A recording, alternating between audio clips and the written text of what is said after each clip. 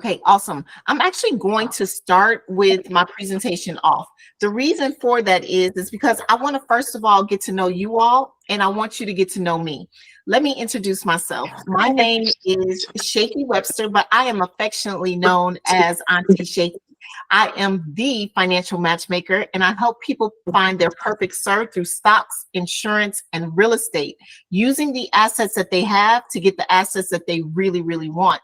Now, oftentimes people are like, I don't really have any money. I have no assets. We all have some form of assets, okay? We just need to be able to find it. And so I do a really good job in helping you to find those assets, whether it be through budgeting or whether it be through just really being able to get creative, okay?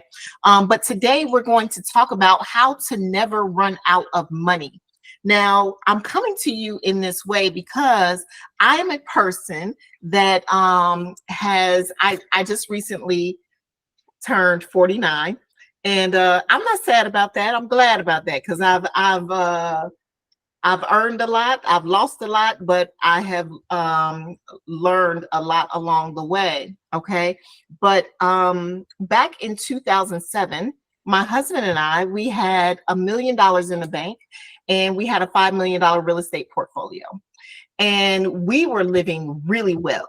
You know how people be like, buy the block, buy the block. Shoot, we were buying the whole neighborhood. We were like, we'll take one of them, we'll take one of them, take one of them. In Atlanta, at the time, you could purchase property for like $3,000. It was dumb cheap at the time, okay? And so, yeah, of course, we were going to gather a bunch of stuff, right? Well, anyway, as you all know, what happened in 2008?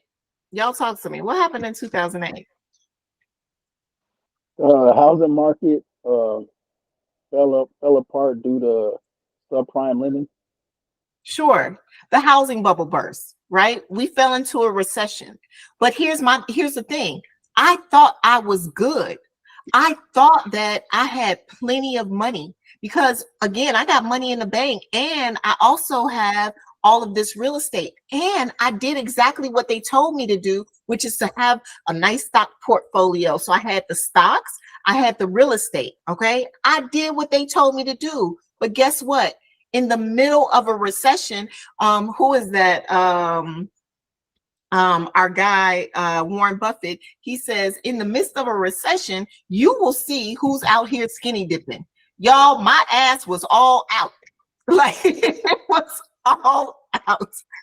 I was exposed, okay? So you could see that literally I was swimming with no protection and no leverage, which means that what was I doing? I was drowning. I was drowning. I don't care how big my portfolio was, nor did it matter how much money I had in my stock portfolio at the time. None of it could save me. None of it could save me. So what ended up happening was that I ended up losing all of my properties trying to save the house that I was living in. Because y'all, listen, I was young and dumb. I'm gonna be honest with you, because some of y'all might be young and dumb right now, but I was young and dumb. And what I did was, when we were out here balling, we ended up purchasing a 5,000 square foot home, 7 bedrooms, 5.5 bathrooms. Now, mind you, me and my husband, we only have one child. If me and my husband only have one child, how many rooms do we occupy?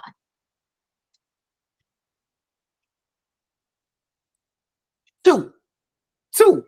So if we're only occupying two, rooms, maybe 3. right, exactly. Put 2 in the chat if y'all with us. Put 2 in the chat if y'all with us. Exactly. Put 2 in the chat if you with us.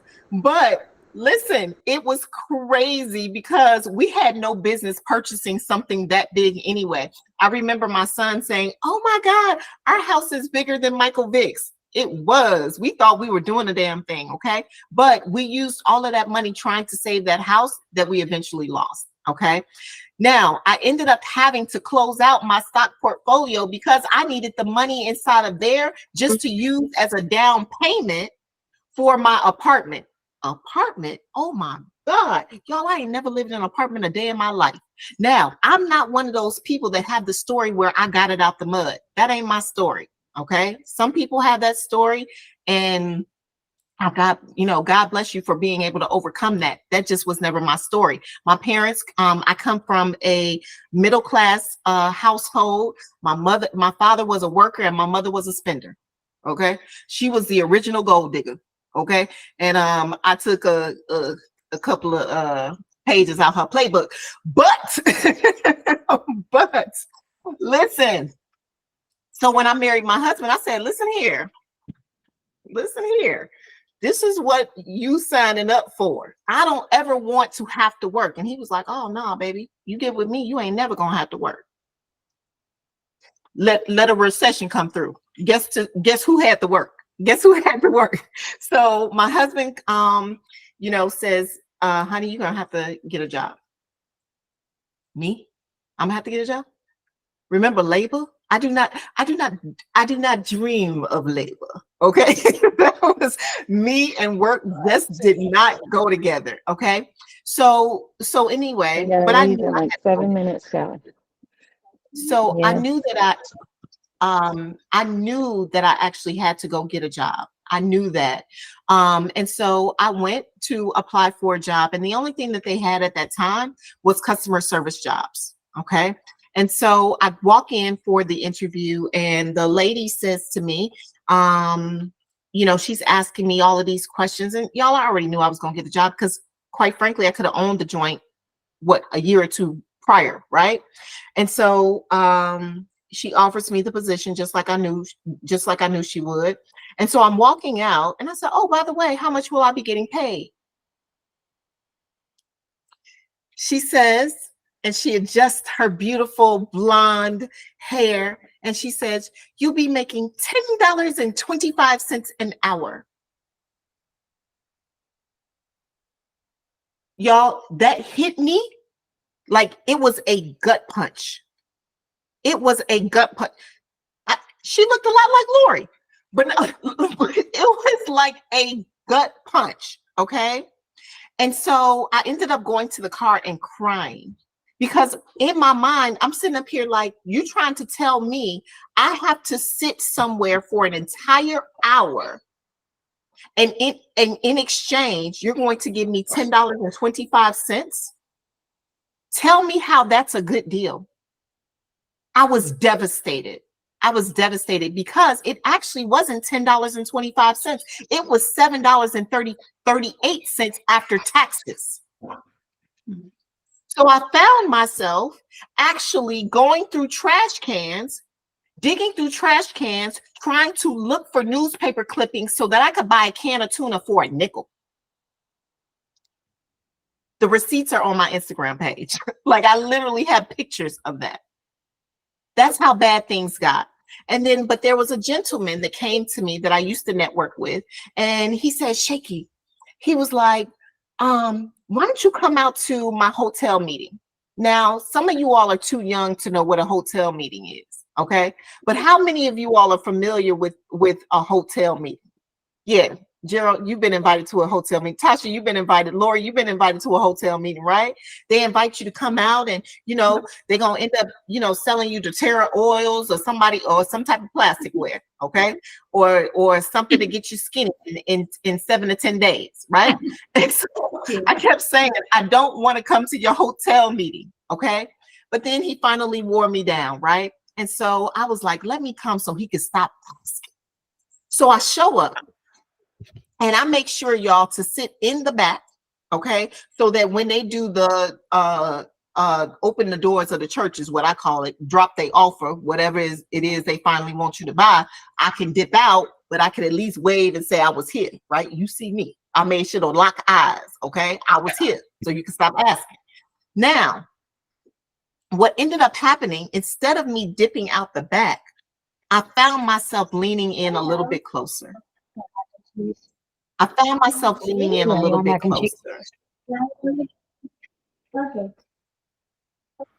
Lori, we're just gonna ask you to mute. Okay, I just muted her. So I found myself leaning in a little bit closer because the guy in the front of the room, he was talking about how you use life insurance to protect your wealth, how you use life insurance to grow your wealth, how you use life insurance to leverage your wealth. And I'm sitting up here literally holding on to my chair because I almost want to jump out of my seat because I can't believe what I'm hearing. Because had I known what this man was talking about, I would not have lost everything. I would not have found myself where I was. And so at the end of the meeting, I go up to the guy and I said, listen here, I don't have a whole lot of money. I don't have a whole lot of money at all, but whatever you selling, I'm buying. But I also need the ability to share it with other people. And that started my journey 15 years ago. And that's the reason why now I'm on a mission, literally on a movement to be able to help people. Now, you guys have heard of this infinite bank and, you know, cash value life insurance. You know, a lot of people have been talking about it lately, but I'm not new to this. My policies are 15 years old. My son just recently got married in June. I got his policy. His policy was one of the first ones that I opened up. And he was 16. He was 16 at the time. Okay. And so on his wedding day, I said that either on his wedding day or whenever he got whenever he had children, whichever came first, and thank God the wife came first. Woo! So on his wedding day, I gifted him with that policy that I opened up for him and all the cash value that was inside of it. Can y'all imagine what type of wedding gift that was for him? It was pretty incredible because not only did not only so much, Auntie Shakey, you want to impress us, you got to tell us the number, girl. What was the wedding gift? It wasn't a ton of money. Oh, got it. Just the plan. Right. Well, I mean, he ended up with 27,000 in cash value. So it wasn't like $1 million. You know what I'm saying? But that's more than most people gift on weddings. 100%. 100%. And on top of that, his mama just literally paid for him to have a dream wedding in Dubai. So I was able to pay for his dream, him and his bride's dream wedding in Dubai, and also gift them with this cash value life insurance policy. So this is the reason why I'm passionate about this, and why all of these other people that are new to the game and, you know, First of all, these are very complicated type policies in the first place to even write. So not everybody knows how to write them in the first place. Because some of these people just selling you high cost life insurance. That's not what this is. This is a whole strategy. You can't even call up an insurance company and say, hey, can I get one of them infinite banks? Do y'all know that infinite bank is nothing but a marketing strategy? That's all it is. It's a marketing strategy. It is not a product. I don't know how. We can't hear you. You can't hear me? Gerald, are you able to hear me? Tasha? I can hear you. I can hear you fine. I can hear you. Okay. Blue, you good? Can you hear me now? You guys can hear her? It's just me? Yeah. Okay. Let me get off the slide. Okay.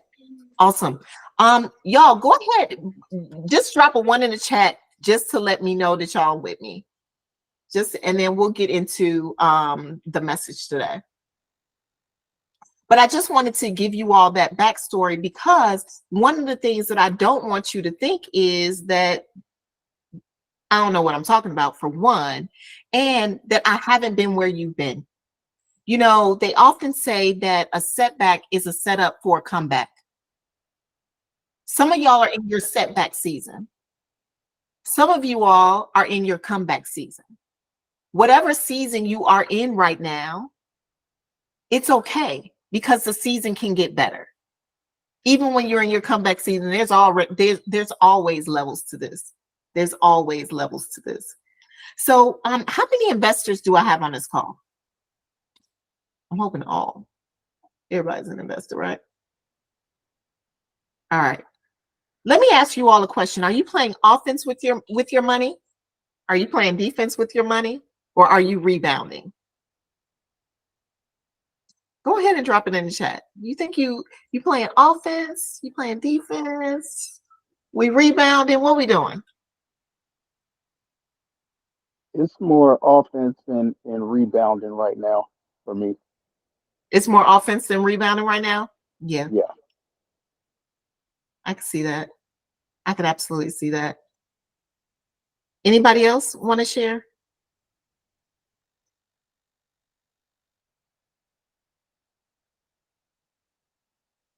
I don't play sports. I apologize. So I mean I don't follow sports. So I'm like any sports talk. Listen, we're talking hip hop, we're talking finance, we're talking real estate. I'm in. When you start talking sports, what do you She's mean? like, no, Break it that down. ain't. Okay, so because you don't play sports, I'm going to make this as clear as possible. Okay. I come from a sports household. Okay. I played basketball all the way up to the collegiate level. Okay. Then I also raised a professional basketball player. So I have been inside of a basketball gym nearly all my life. Okay. More than half of my life. Okay. You can imagine with your son playing at such a high level that, you know, you've met some really incredible coaches. Okay. And a lot of these coaches have so much wisdom. Okay. But one of the things that I've learned is that game doesn't mean we playing a game. Okay. Somebody's keeping score. No, game stands for gain advantage to master your environments. Our whole thing with life, with money, is so that we can gain the advantage, so that we can master the environments that we are in. Sometimes we don't have control of what's happening around us, but we can still master that environment and we can still gain the advantage. But it takes information to be able to gain the advantage. It takes information to be able to master those environments. Would you all agree? Now, this is my son playing. He plays overseas. He's right now he's in Kuwait. But one of his coaches would say all the time, offense sells tickets, defense wins games, but rebounding wins championships. I'm going to break that down for you, because those of us right now that are playing offense with our money, yeah, you're getting business credit. You're buying businesses. You're buying income producing assets. You're purchasing stocks. You're doing really, really well for yourself. The only thing is, though, is that when you're just playing offense, the other team is too. The other team also gets the opportunity to put up shots. So you're putting up shots, so is the other team. Okay. And the other team putting up shots in your case could mean taxes. The other team putting up shots could mean market volatility, could mean penalties. It could mean a bunch of different things that the other team is doing against you, where they can still win the game even though you're putting up shots. But my whole goal today is to make sure that you're the one that wins the game, not the other team. I always tell people all the time that there's 3 enemies to our money, and I coined him Tim. Now, not Tim Duncan, okay? Not Tim Duncan, but Tim, which is taxes, inflation, and market volatility. The reason why taxes are our enemy, because I'm going to ask you guys, do you guys think that taxes are going to go up or go down in the future? They're going to go up, right, Tasha? Yeah, Blue, they're definitely going to go up. Now, interesting enough, that especially what we need to be concerned about is the Trump tax rollbacks. Like, those are eventually going to roll back, you know, on who ends up in office and everything. So a lot of that is up in the air. So we can't guarantee anything, but we take for granted that taxes are always going to be at the rate that they are. Back in the 40s, there were some people paid taxes as much as 94%. Taxes have not always been this low. So they can definitely go up to 50%. And so we want to think about taxes when it comes to our money and how our money grows with a tax structure. Now, also, inflation is an enemy to our money. Now, listen, this is what I want to tell you guys about inflation. Some of you all may know what inflation is and some of you all may not, but I use this example. A couple of years ago, you can buy a carton of eggs for almost 89 cents on sale. Do y'all remember them days? Blue says she don't remember them days. Blue, let me tell you, there used to be a time you could buy eggs for 89 cents a dozen, okay? Now, eggs are costing you somewhere between $4 and $5. Inflation just basically means that, oh, she said even $9. She's paying $9 for a dozen eggs, okay? That's insane. Inflation just basically means that the value of the dollar just doesn't stretch like it used to. Things are costing more money, but the cost of our wages aren't going up any either. Okay, so I believe it was in 2020. We just came out of 2023. In 2022, y'all, inflation went up to like 8%. It was crazy. And so that's really, really high. Now you want to think about this, okay? Think about this. If I like really nice shoes, but whatever your favorite brand is, okay? If they offered you a sale and they said you get 8% off, that could be pretty significant, right? But just think it's flipped the other side. They increased the cost by 8%. That's what inflation is, okay? Now, the other enemy to our money is market volatility, y'all. It's market volatility. Now, the stock market, I love the stock market. Remember, I told you, I help people find their perfect sir. I think that you should have money in the stock market. I think you should have real estate. But you all know that my problem between my stocks and my real estate, what was missing was my insurance to be able to leverage and protect both of them. Because with my stock market, I have market volatility. There's market volatility with both insurance, with both stocks and with real estate. 2008 taught us that. What protects us from market volatility? We'll talk about that, okay? Now, some of us are playing defense. The thing with playing defense is, this is you studying, right? This is you buying a course, okay? Because some of us out here, we love buying courses. We done bought 50 zillion courses. That was me, okay? I believe, 2 years ago, I spent close to $94,000 on courses, mentorships, all types of stuff. I'm a sucker for a good presentation. Let's just say that. So I bought everybody's stuff. So I was doing all of this studying, okay?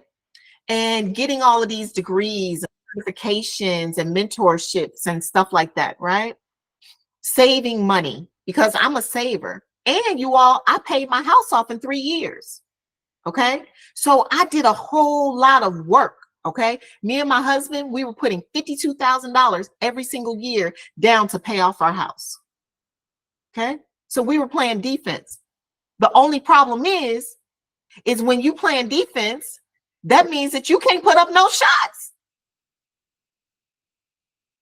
You can't put up no shots. And so if you can't put up no shots, then you can't win the game either. All right. So now we're out of time, right? So now we're out of time, not out of time for this presentation. I'm just saying, but now time is going on. Time's moving without us. I'm sorry, time's moving regardless of what's going on with us, regardless whether or not we decide to get our act together. Okay. So there's something that I want to share with you guys. And that's how we think about money, how we utilize money. There's something in this industry that's called opportunity cost. Are you guys familiar with opportunity cost?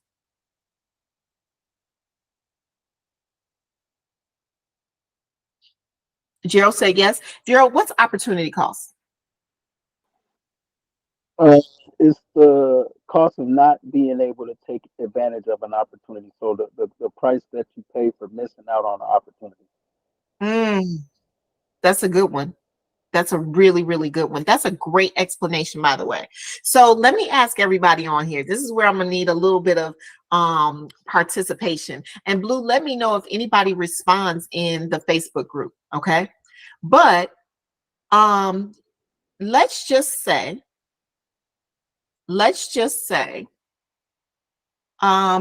you have $100,000, okay? You won $100,000 in the lottery. And you've already paid taxes. So it's $100,000 after paying taxes. However, you have $80,000 worth of debt. How much money would you pay? What would you do with that $100,000? Somebody talk to me. Come off mute. So I'll tell you what I wouldn't do is pay the debt. He said, I'm going to tell you what I wouldn't do. Exactly. So you said you would not pay the debt. Okay. Anybody I wouldn't do that. No. Anybody else got something different? I just said invest it. Invest it so it makes more money so you can eventually pay off the whole debt by rolling it into more money. Now you're talking. Yeah.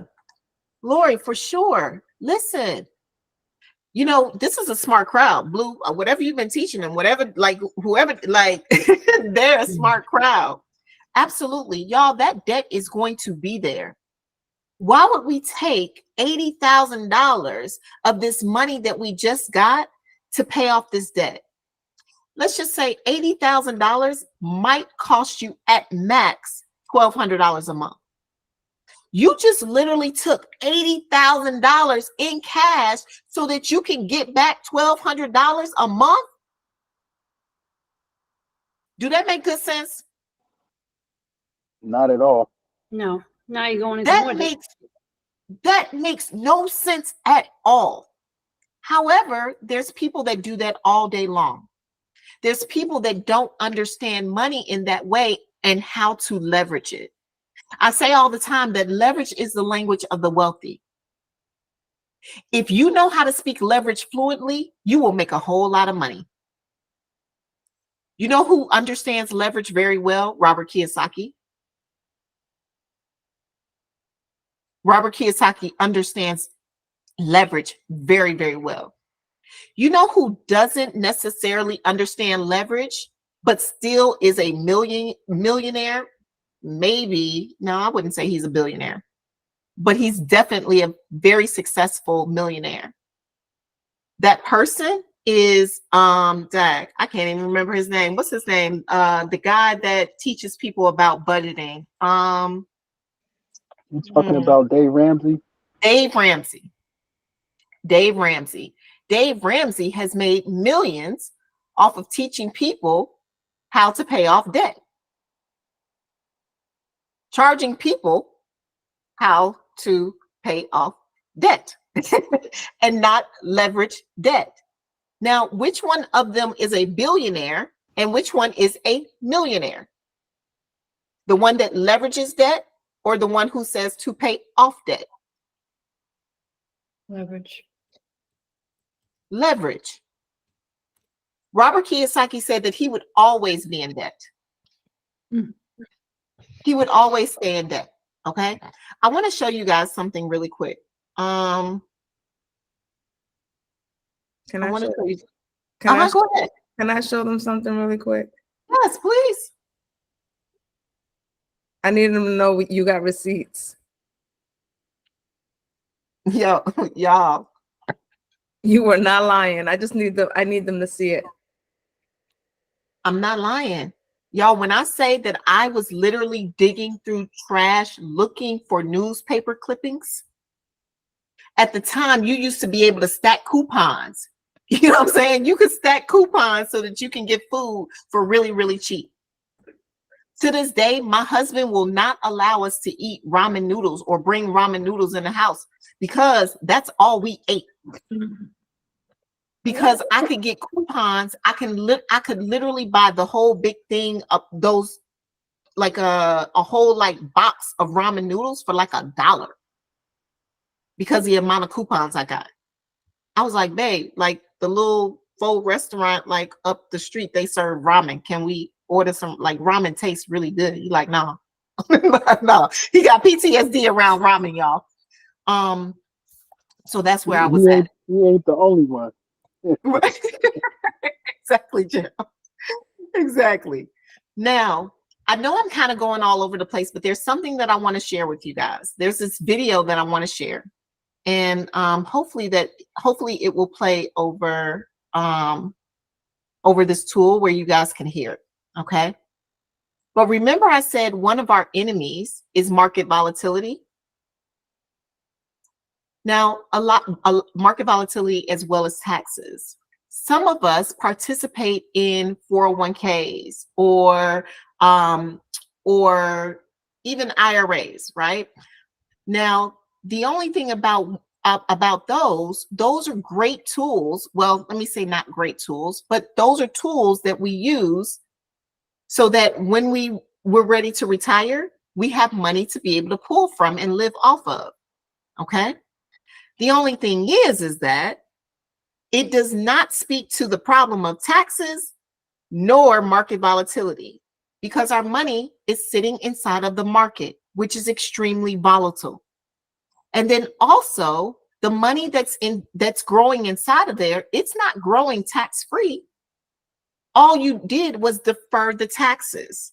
And since we already said that we believe that taxes are going to be higher in the future, why would we defer the taxes for a later event? I tell people all the time, I'd rather dance with the devil that I know than the devil that I don't know. Let me go ahead and get these taxes out the way right now and let my money grow somewhere where it can grow tax-free. But I don't want to be the person to tell you this. Let me let some of the experts tell you this.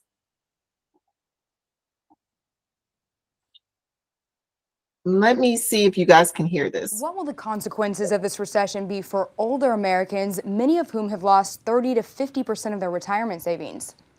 Well, it's created a set of dire circumstances for them because many of them are going to have to put off plans for retirement, or in fact, some of the people who have retired have had to go back into the workforce, taking any kind of a job that they can get. The supporters of the 401k system say that the people who have lost a lot of money have no one to blame really but themselves, that this plan was never really designed to be a pension plan, but that it was a savings plan in which people were responsible for making their own investments. And they claim that everybody had the opportunity to take their money out of the stock market and put it into low-risk funds with a guaranteed low-yield return. And if they didn't do that, then they have to pay the consequences. So if it wasn't designed to be the primary source of retirement, when and how did it become that? Well, when it was passed in 1978, or when it came into effect in 1978, it was really supposed to be sort of a tax shelter for ordinary people.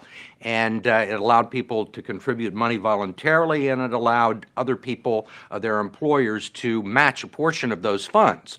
What happened was it turned out to be much cheaper than pension plans, and companies started switching, getting rid of their pension plans and switching over to 401ks because they were so much cheaper. And the financial institutions on Wall Street, the mutual fund industry, jumped on this opportunity because they saw trillions of dollars in wealth that was going to need a place to go and to be invested. And they were the ones really that started touting it as a retirement plan.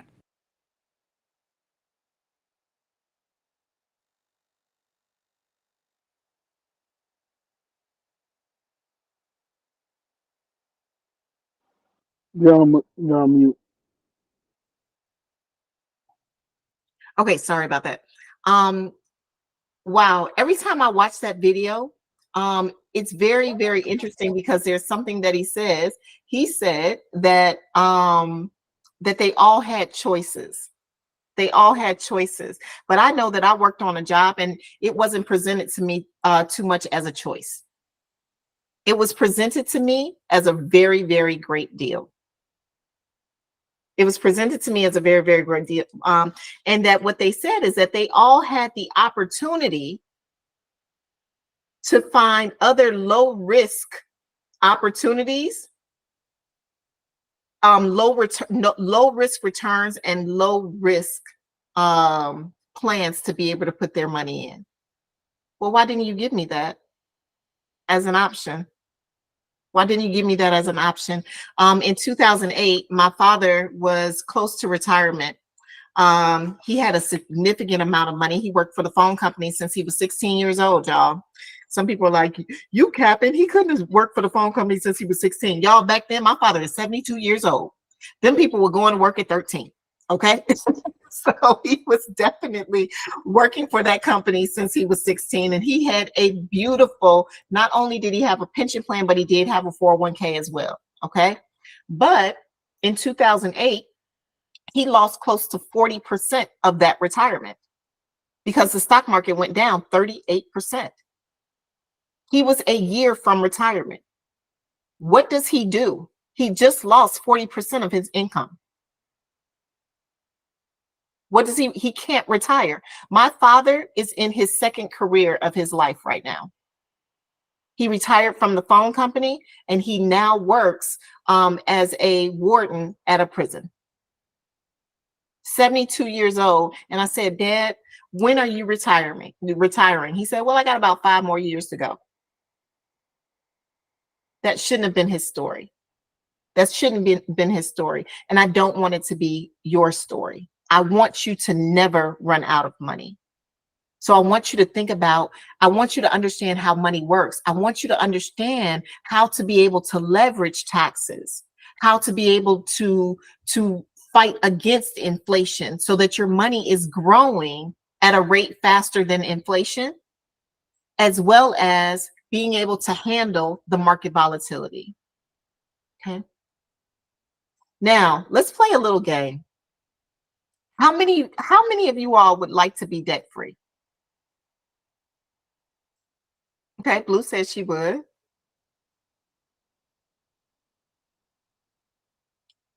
Lori said Yahoo. Okay, Gerald said he would. It depends, good or bad. It depends what type of debt. Yeah, I'm gonna get rid of all the negative debt. Okay, you want to get rid of the negative debt? That's fair. That's fair. Okay, so let me ask you this though. If you had a choice, would you want to pay for your house in cash, or, you know, if you could pay for a house in cash, would you want to do that? Just so you wouldn't have the mortgage? I take that I would like the ability to pay cash for a house, but I don't know that I would actually do that. But I would love to have the freedom, financial freedom to do that. Okay. So cool. Let's do this. I love that you want to have options, Gerald, because my whole thing is the minute we run out of options, like literally,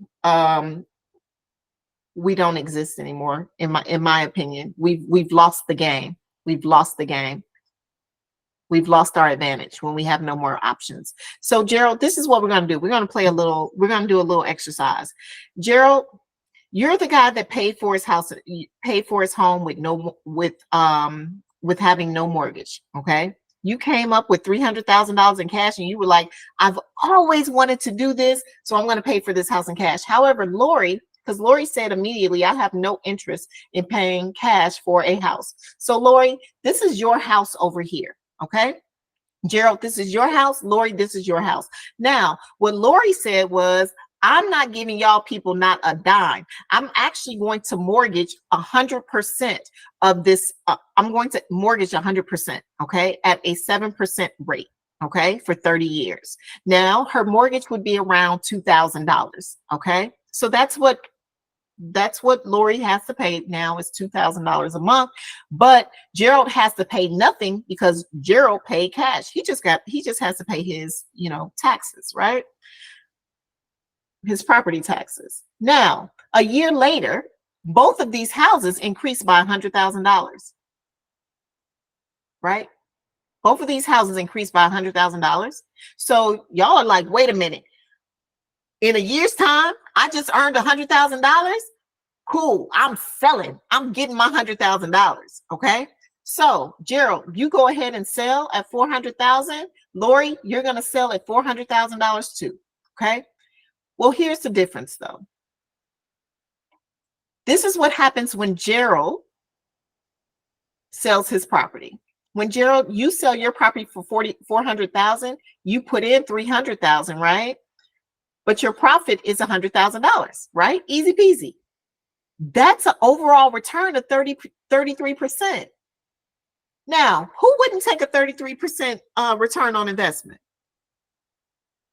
All day and twice on Sunday. All day and twice on Sunday, right? Lori, would you take that? Lori said she would take that. Blue, would you take that? Blue For said she sure, would take most certainly. Blue said she would take that. All right. But let's look at something when Lori actually sold.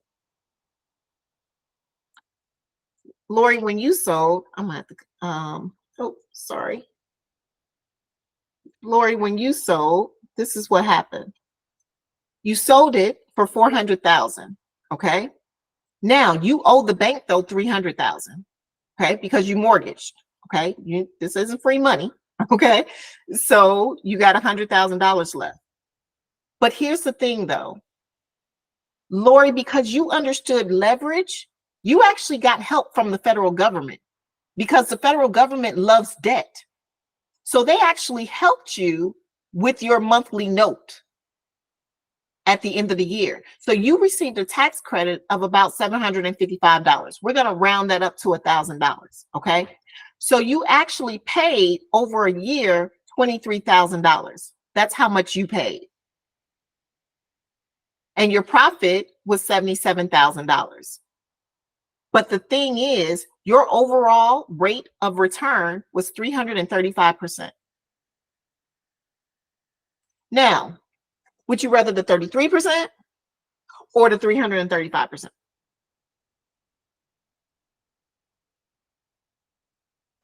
$335 all day. The 335 all day, right? 335. Now, let me show you the reason why. The reason why. Remember, I'm teaching you how to never run out of money. In order to never run out of money, we have to be smart with the way we use our money. We can't be super overzealous about, oh my God, let me hurry up and pay off all of this stuff. Or I get a large sum of money and let me hurry up and dump it here. We have to learn leverage. Remember, I told you, whoever learns the language of leverage will earn the most amount of money. Now, I want to make sure y'all don't say I'm capping like the young people say, cap, okay? I want to make sure that I'm not capping. This here is a return on investment calculator. You can Google it. It's a real thing, okay? And you put in these numbers. The amount that Gerald invested was $300,000. The amount returned was $400,000. This was a year's time. His investment gain was $100,000. His ROI was 33.33%. Okay. Now here's the thing. He invested 75% and he profited 25%. Okay. But let's see what happens with Lori's house. With Lori's house, Lori only invested $23,000, not $300,000. Because what Lori did was she took her other $300,000 and she put it inside of some place that would earn her money, not take money away from her. Now, here's the thing. She only invested $23,000. The amount returned was $100,000 over a year. Her investment gain was $77,000. Her ROI was 334%, but here's the difference.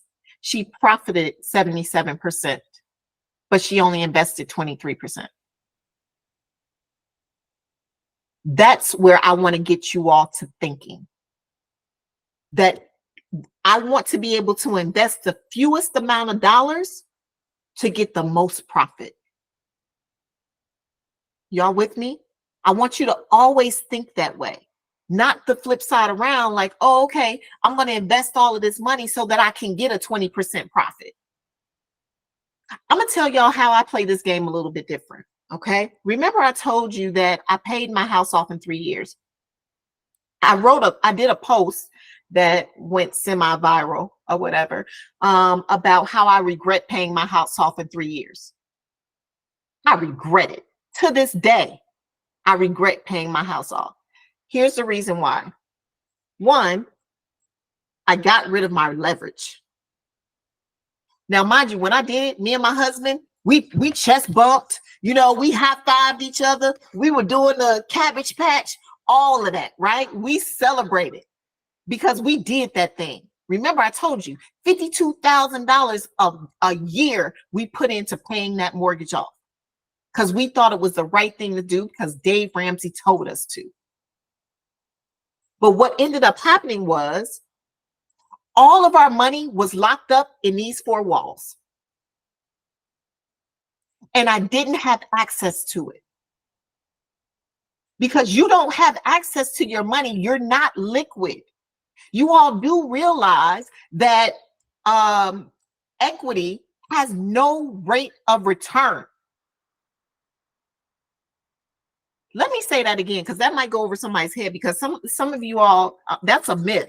Because a lot of people think, oh, well, equity has no rate of return unless it's realized. It means nothing. So some of you all will go around bragging, I got $100,000 in my house. Or if your stock goes up really high, oh my God, Tesla just went up so much, whatever, blah, blah, blah. Okay, well, what is it tomorrow? 2008 showed us that equity means nothing unless it's realized, okay? So with that being said, all of my money is now in this house. I can't get to it easily. So now I want you all to think about, I want you all to write this down. There's 4 things I want you to consider when you think about where to put your money. 1, is it safe? Now, if I put my money all inside of that house, is my money safe? I'm going to answer for you and I'm going to tell you maybe, but it's not a guaranteed yes. It's a maybe, because if we have another market crash, my equity is gone. That $52,000 that me and my husband worked so hard to be able to pay this house off is gone. The next thing is it a good rate of return? If I put all of this money inside of this house, is there a rate of return? No, there's no rate of return. Why in the hell would I put all of this money inside of this policy when there's no rate of return? 3, the other one, is my money liquid? Can I get to it? When I'm thinking about investing and where I want to put my money, can I get to my money? Liquidity means, do I have access to the cash? Can I get to it quickly? The answer is no. Because if I don't have stated income, if I don't have good credit, if I don't have enough to be able to pull out the $500,000 that my house is now worth, I can't get it all. And I'm the one to put the money in there. All right. And then lastly, what the tax situation look like? How does the money grow? How does the money grow? That's the last one. Okay. So I want you all to think about that. So now my money is locked up inside this house, but this is what I also want you all to think about. A mortgage will always be, let me make sure I say this right. A mortgage is not dependent on inflation. It will actually be always better than inflation. Okay, let me break this down for you. If I'm paying right now $1,500 on a mortgage, 10 years from now, how much am I still paying for that mortgage? Somebody talk to me.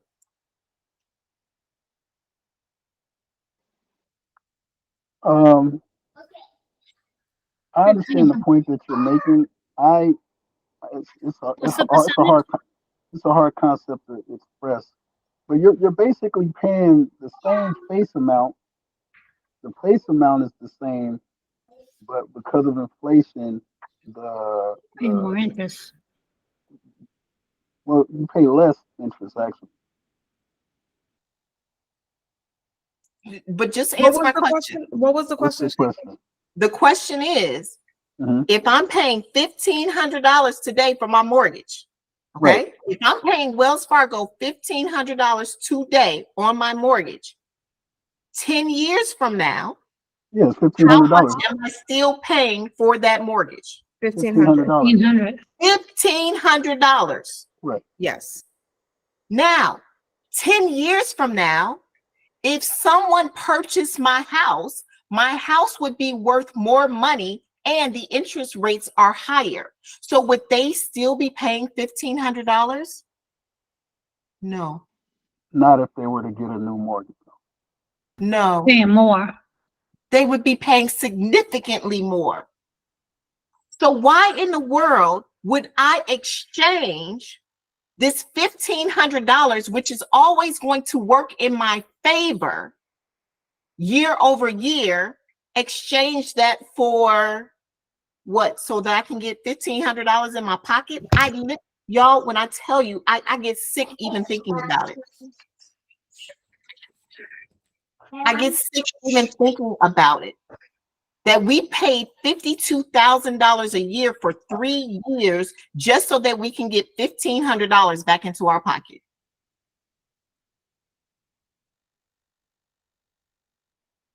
Tell me if that makes sense. It doesn't make sense when that money could have been parked somewhere earning anywhere from 8 to 12%. I lost money. I probably lost millions not millions, but maybe close to $1 million for sure with compound interest. Okay. Are y'all tracking with me now? Gerald, you brought up something. You said that this is a hard concept to understand. Why is this a hard concept to kind of? Because what you're talking about is not common financial education, and it's not common concepts. Like, we don't look at inflation, we don't relate to inflation that way. We are conditioned to pay off debt, which is part of the problem, versus manage debt, which is really what we should be understanding better. And so, in fact, it was Warren Buffett that made the comment about, with inflation, he would buy a bunch of houses and he would use debt, because the way he explained it is the more inflation goes up, the cheaper his debt is, or something to that effect. That is 100% true. Simply based off of the example I just gave you. This man will always mortgage all of his property simply because of that. Simply because of that. Now, one other point, if I may, it's actually more risky also to have a paid off house, because when you said is it safe, and you said kinda, if you were in a suit, that paid off house free and clear is a nice attraction for an attorney. So if you don't have any debt on your house and you don't have the proper asset protection, you got to be mindful of that as well, which is another conversation that doesn't happen in our community. 100%. 100%. Thank you so much for adding that value, Gerald. I'm going to show you guys something that is an alternative. And I am a financial professional. I am a real estate. I'm not a real estate. Well, I am also. I have a real estate license, but my main thing is selling life insurance. Okay, and teaching people about how money works. And so one of the things that I sell is cash value life insurance policies along with annuities. Okay. We're not going to talk about annuities today, even though we talked about the 401k. If you have a 401k, certainly we can, have a conversation around what to be able to do with that if you're looking to get it out the market and into something safer. But I do want to talk to you all briefly. How much more time do I have, Blue? So usually, let's see, we can wrap up in like let's say 3 plus 5, 8 minutes. 8 And minutes? we can do Q&A in 8 minutes because I know people are going to have some questions. Perfect. That's all I need. That's all I need. All right.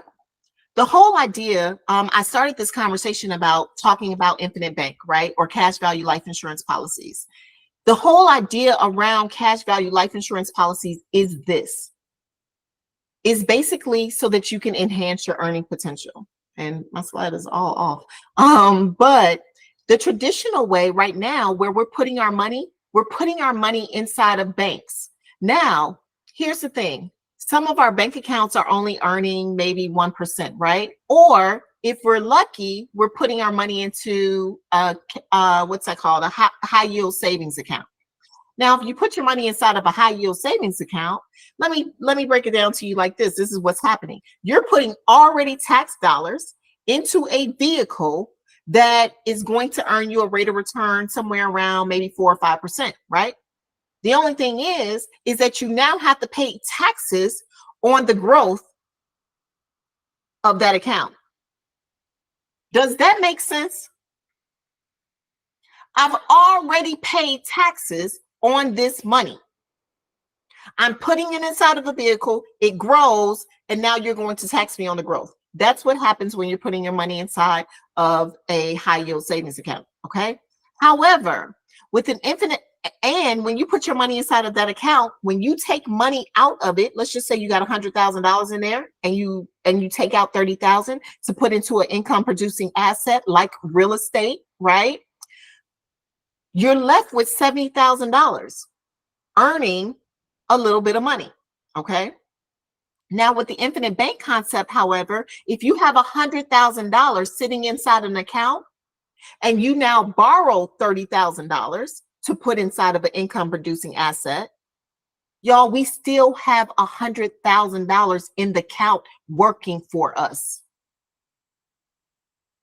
It's as though you never took the money out. It doesn't go down to $70,000. It stays at $100,000 because you're not borrowing the money from yourself. You're borrowing the money from the insurance company. And they're collateralizing that money against the death benefit. And that money grows anywhere from 8 to 12%. Now, banks and corporations have been doing this for decades, y'all. This is nothing new. They've been doing this for decades.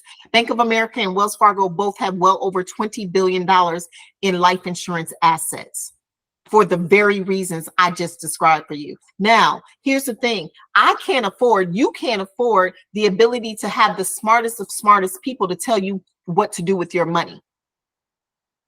But what you can do is you can copycat. You can be a copycat. And I would copy the right cat. Because if the banks and corporations aren't keeping their money inside the bank, why would you? If they're putting their money in life insurance, why wouldn't you? I'm just going to do a slow dramatic pause. Now, how does this work?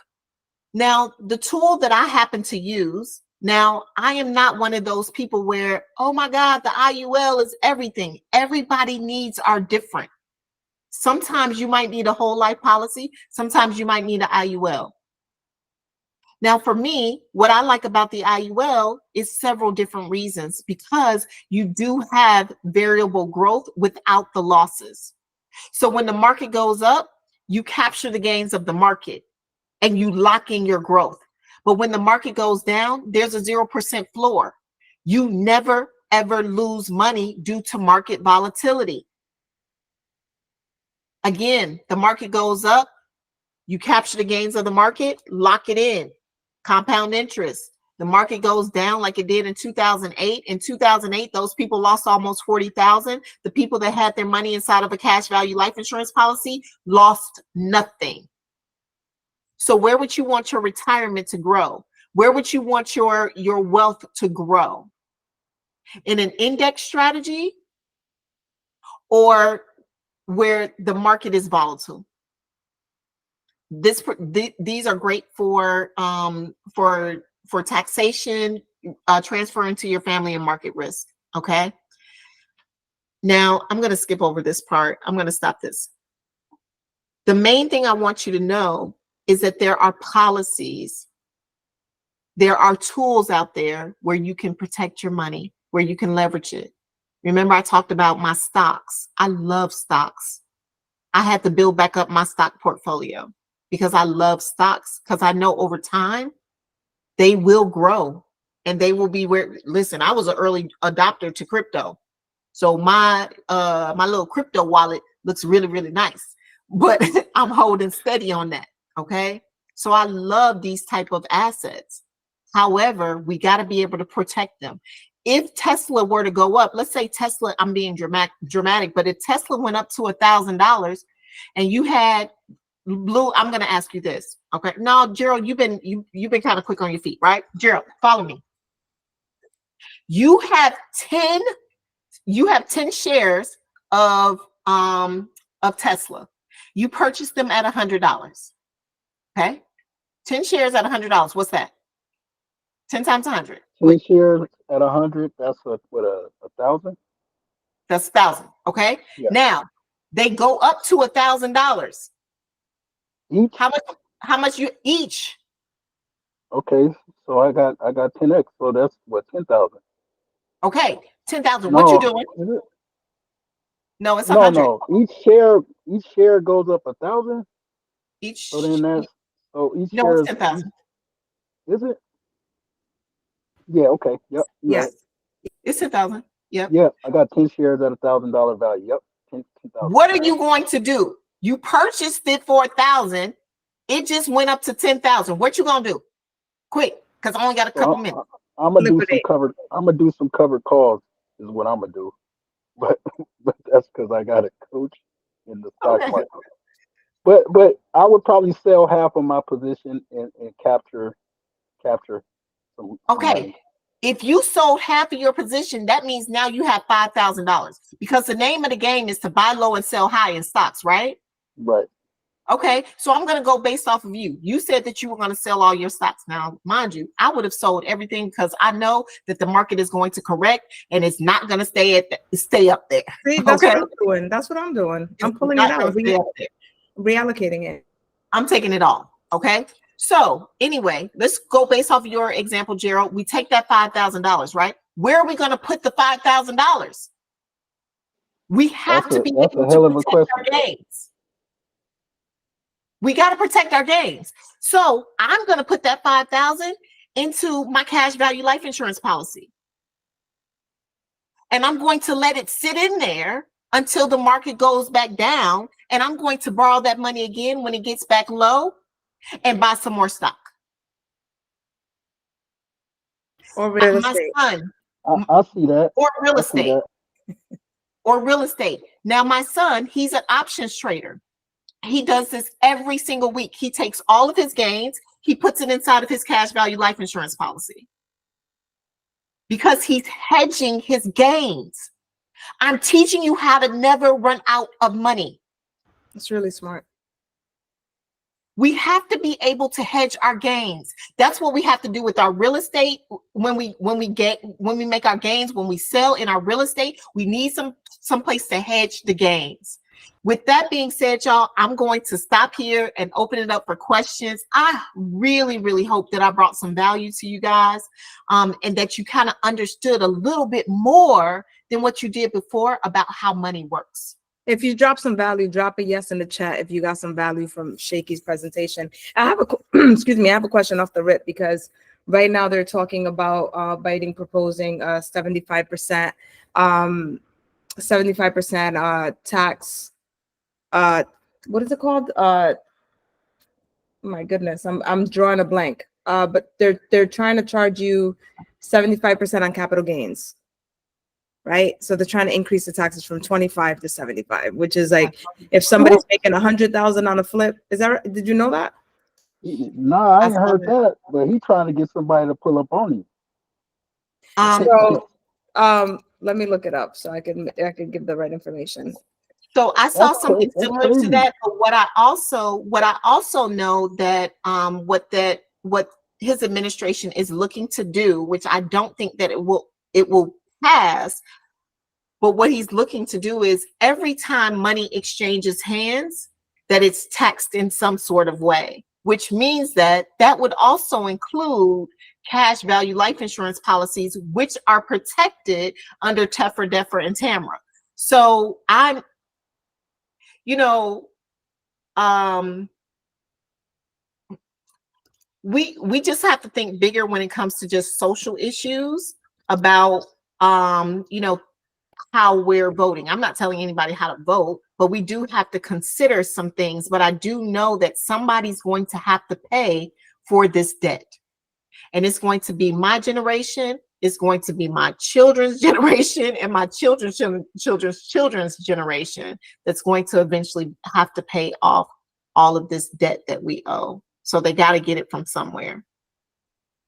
Yeah, so I guess he's proposing to increase it from 20 to 37% for anybody who has over $1 million of taxable ordinary income. So that being said, if you're in real estate, it's easy to get to $1 million. Like that's something that, you know, a lot of people who are in real estate are going to be doing. So I just want to put it out there for people to know, if you make $100,000 on a flip, then you're expected to pay $3,700 and wait, $37,000. Sorry, $37,000. So you would get the remaining $63,000, right? And then right now it's you only pay 20%. So then you get 80,000. So it's a big difference versus making 80,000 or 63,000 on $100,000 flip. So those are just the things that, like, I think what you're explaining is, Shakey, if that money is then allocated into IUL, and which is an index universal life insurance. Mhm. Okay.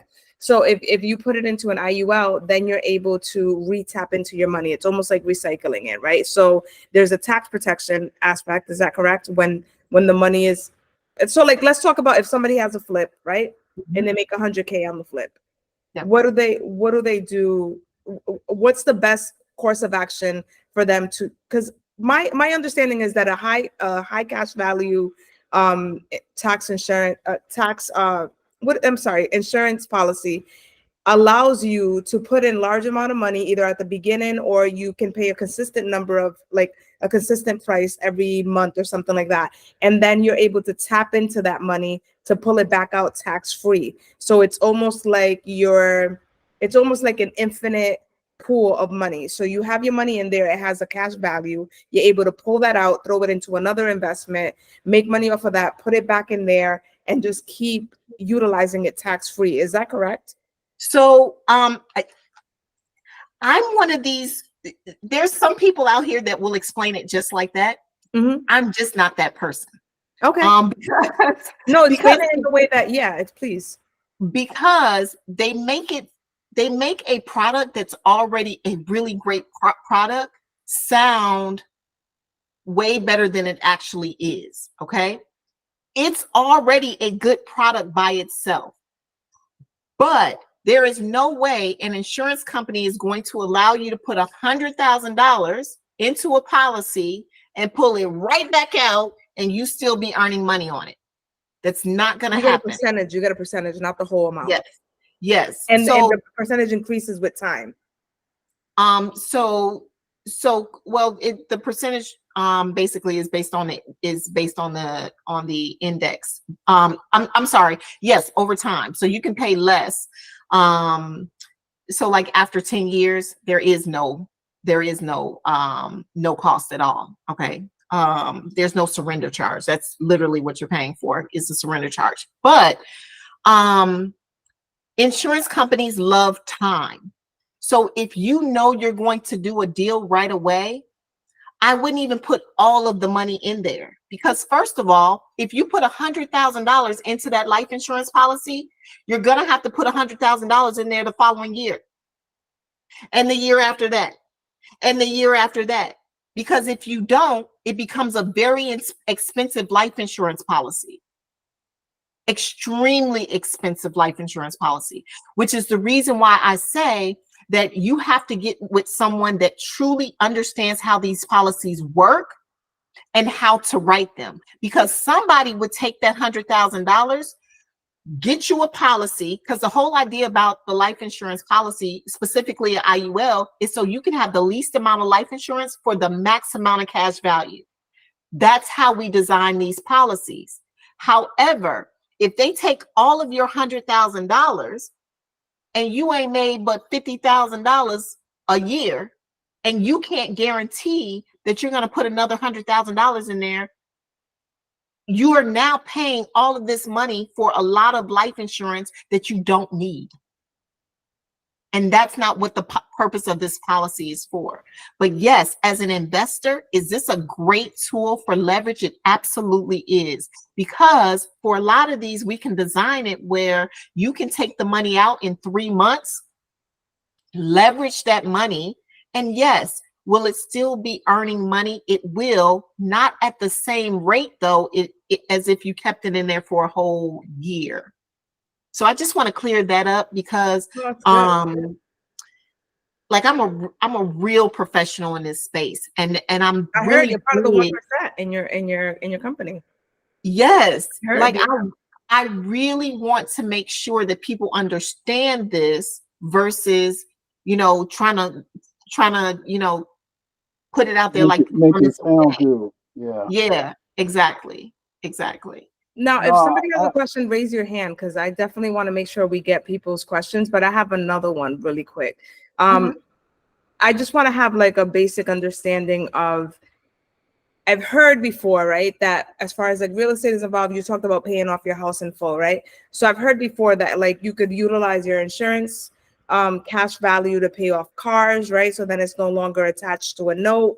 You can utilize it to pay off your properties and things like that. And then it's still making interest on, you know, acting as if it's still in the insurance, even though you're utilizing it, right? So then I hear people saying like, to instead of like living like and taking your paycheck and paying off like your car note, paying off your house note, you take that amount and you invest it into your insurance. And now it's like you're putting your money into your insurance, and then your insurance is paying for these things. So they're paid off. There's no note. You have your titles for your cars. You have your title for your house. Everything's paid off, and you're just paying through the insurance company. Now, is that true or is that a myth? It's a strategy. It's definitely a strategy. But here's the thing. This is what I want y'all not to do.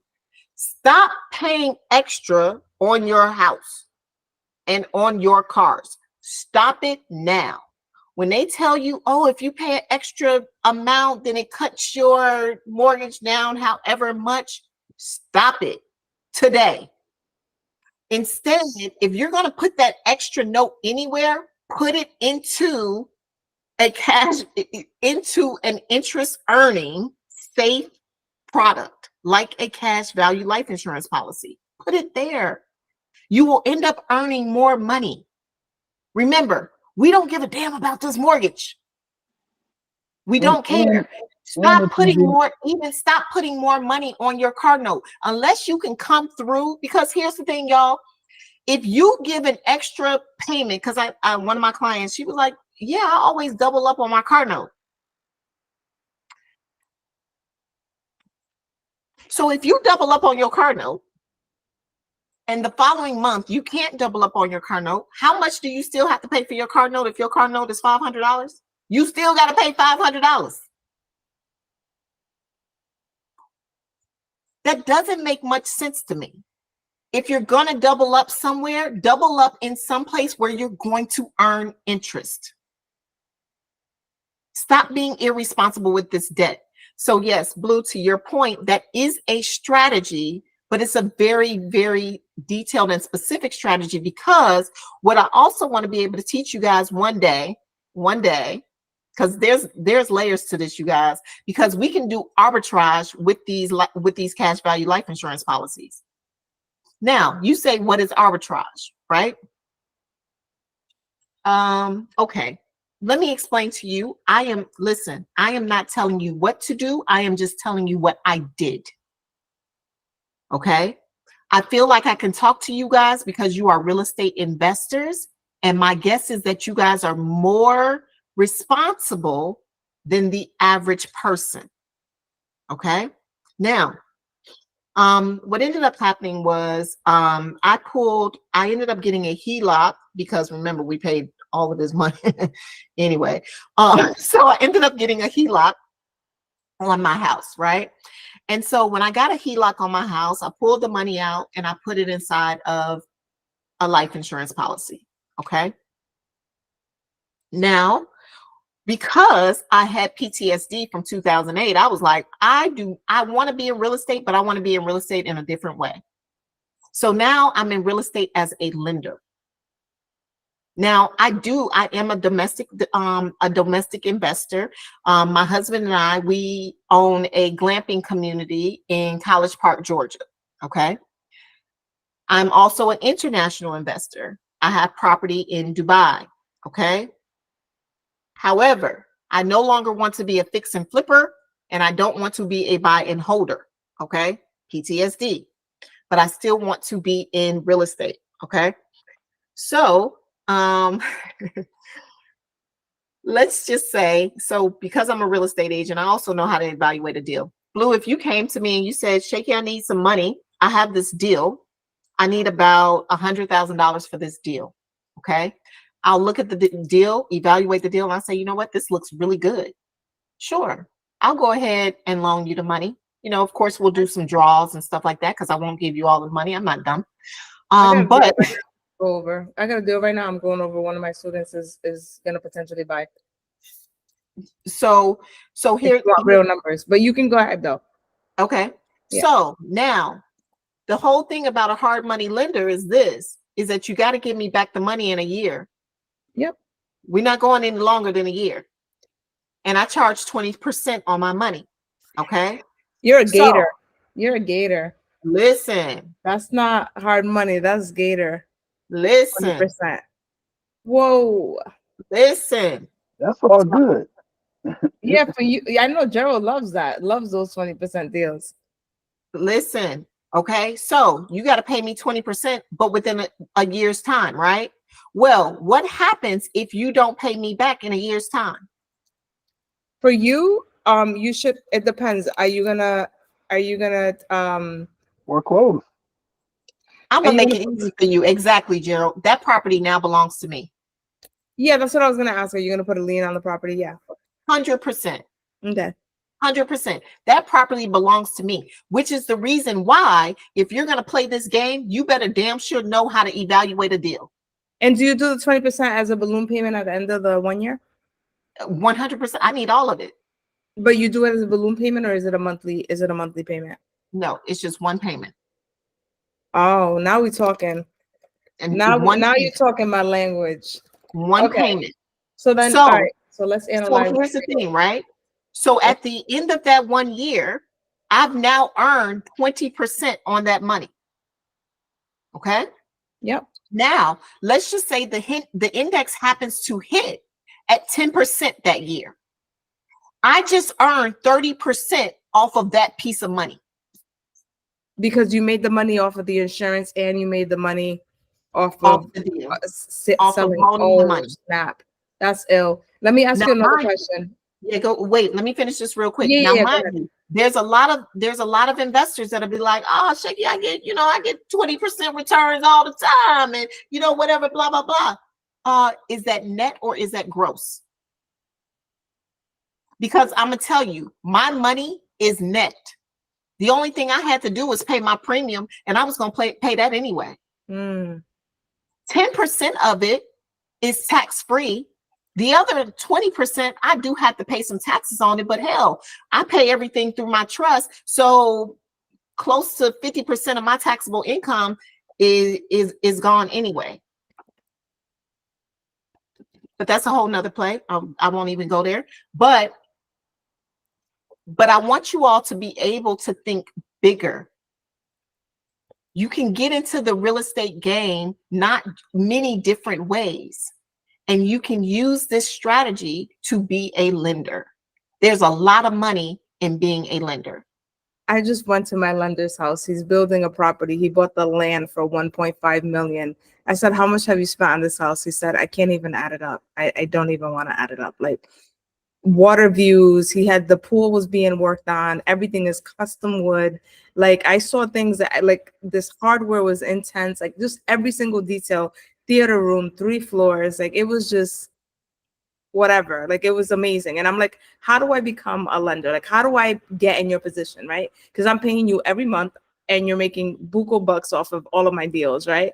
And so my question to you really quickly is, with your hard money, 20% interest, do you have points? Do you have a certain LTV that you let borrow from the actual ARV price? Like, where are those numbers for you? So, more so, I like to deal more with commercial properties. Okay. So it's more around like the cap rate, Yep. you know, being around 10% or so, like right now, you know what I'm saying? Like, Yeah. 8 to 10%, just because of where we are right now in the market. Of course, in the You market. know Yeah. what I'm saying? Yeah. Of course. So that's pretty much where I am right now. I'm looking at So, 121 unit in Atlanta that has a potential to make 4 mil. wow. Yeah, so I'm really excited about that. And then I forgot what the monthly potential revenue is too. So those are the deals I'm looking at. I'm trying to do something different this year. But so you don't ask for any points. You're just looking for 20% interest and an 8 to 10% cap rate, and you want it all on the back. Yep. And how much I know you said 100,000 as an example, right? But like I have this property right here. Well, you only like commercial, this doesn't count. So if what is the maximum capital that you lend to somebody on the first deal? Like what's a sweet spot for you? Like what do you not want to exceed? 100. I can't exceed more than what I actually Okay. have inside of the policy itself. Okay. Perfect. Okay. And you haven't thought about like pooling other people together who are interested in doing the same thing? Because I know you work with a lot of policies, and maybe creating a fund or doing this, because like my lender does that, where he like uses like his friends and family's money, and then he said he always puts them in first position on the loan so that they're at low risk, and then he what do you call it, personal guarantees every single one. And then even if he puts in more money, he puts them in first position if he brings in their money, just to keep them safe. So that's something that I was just wondering, is that something in your thoughts for the future, just to be able to make bigger deals and make a percentage on everybody else's money too? You know, that's an interesting thought. I had not thought about that. I'm in my lane right now. I got you. Listen, stay there. And I know you're blowing up, but I just want to make sure we get questions. If anybody has questions, Yes, raise yes. your hand, or I can call you out, one by one if you guys want. We could definitely do that as well. Who was trying to? No, I just appreciate your time, and like I've studied this concept and I've heard about it a number of different times, and this is the first time it's been presented in a way that's very straightforward and simple to understand, and not oversold, if you will. Because what I've learned is this is one of those concepts that the wealthy do use. Not every average person has 50 grand, 100 grand sitting around, and they're sold these products, to your point, without understanding what they're really doing, and then it doesn't work the way they intended, and it leaves a bad name for the concept, and people think it doesn't work. But it's not that it doesn't work, it's that you need to appreciate the strategy, and you need to work with people that really understand how to structure it the proper way, and help you understand it, so you can be proactive. So I really appreciate you presenting today. And thanks, Gerald, let me also say this real quick to your point. Not every person that gets an IUL or a cash value life insurance policy has an infinite bank. I'm going to say that again. Not everybody that sets up one of these policies actually have an infinite bank. If all you're doing is putting in $200 a month, you're just paying for life insurance. That will happen to grow, it will grow, but it's not an infinite bank.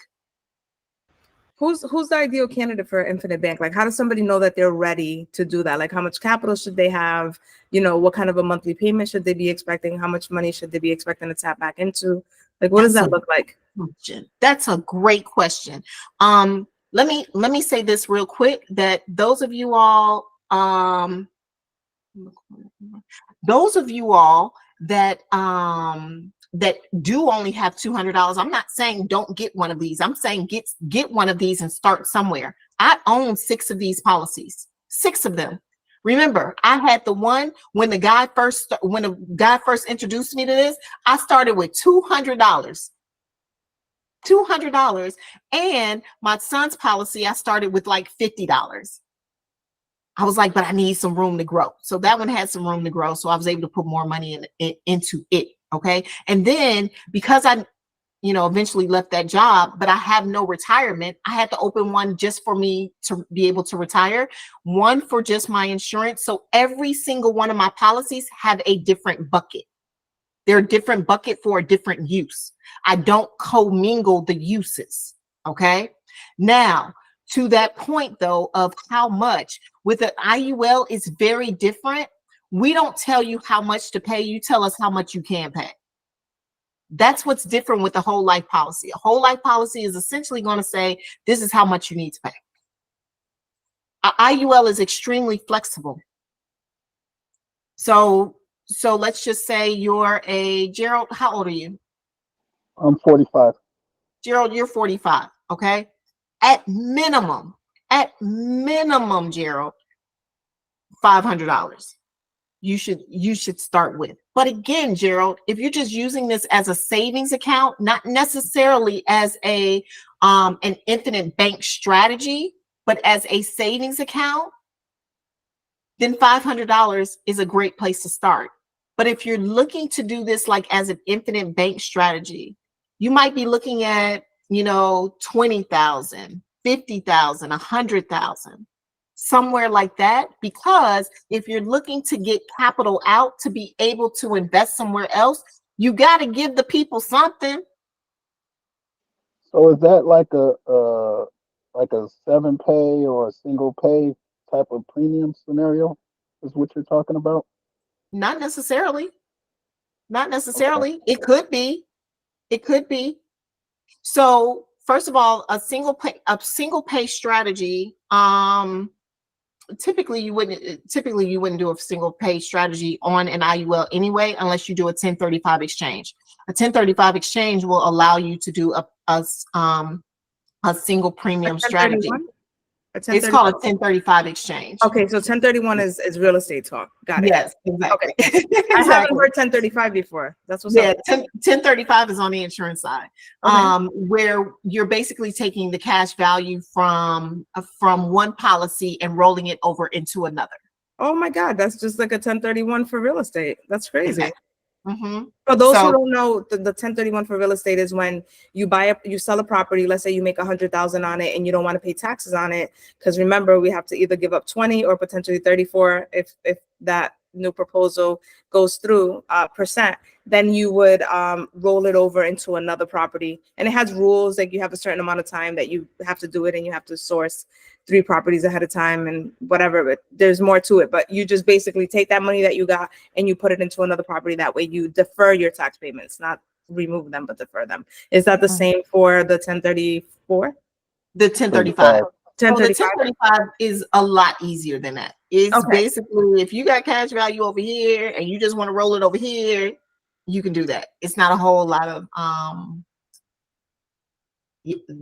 it's not as in-depth as what the 1031 is. Perfect. So now a lot of my students, when I'm talking to them, they always tell me, they always think they don't have any money, right? So a lot of people come into this and they're like, I don't have any money, I'm barely getting by. Like, how does somebody know that they're ready to do life insurance?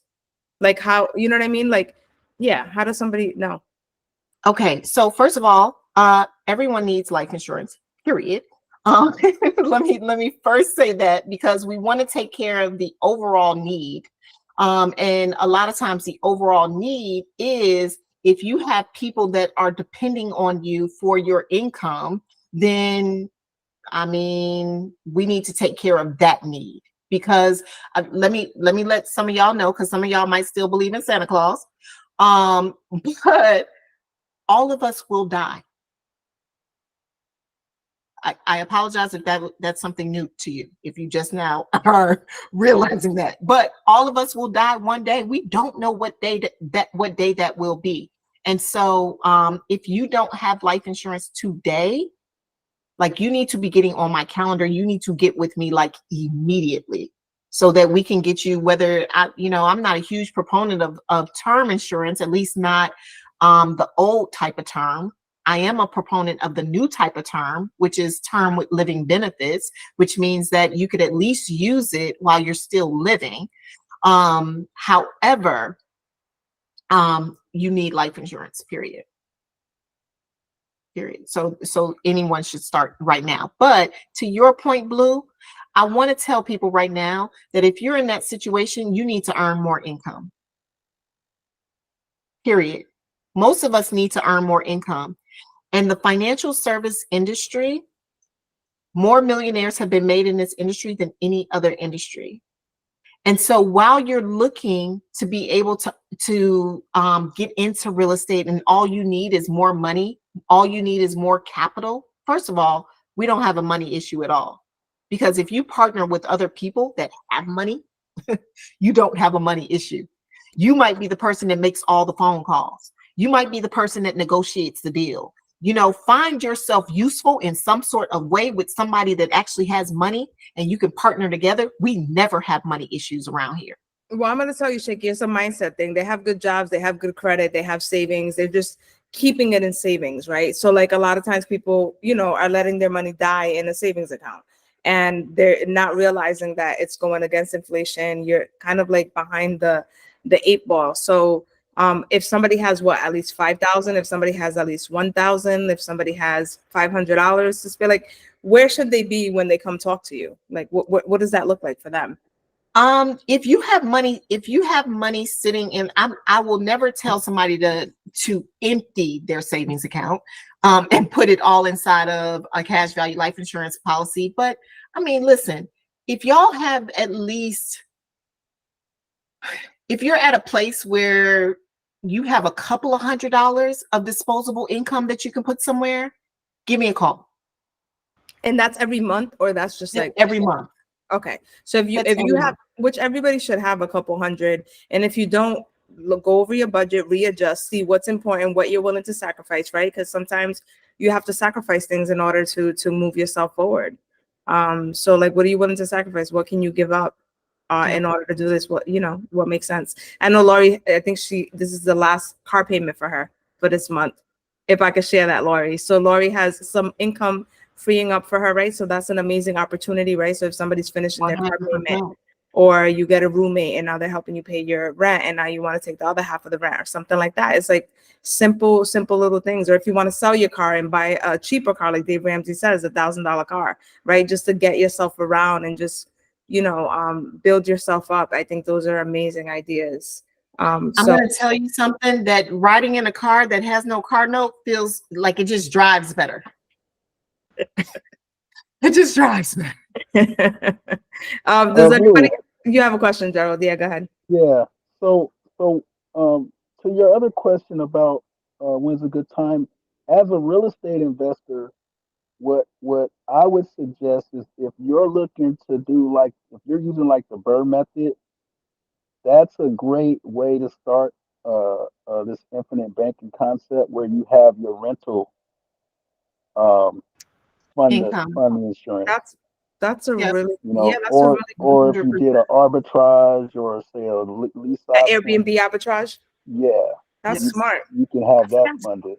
That's really, I forgot to tell y'all the arbitrage play on the anyway, we'll do that another time. Yeah. We gotta come back for that, for the untraditional way of getting it out there. So that's perfect. You don't even have to buy real estate, right? You can arbitrage an Airbnb. You find the landlord, you take over the apartment, you make it an Airbnb, you're making your money every year. It's usually like anywhere from 39K, let's say, for the year.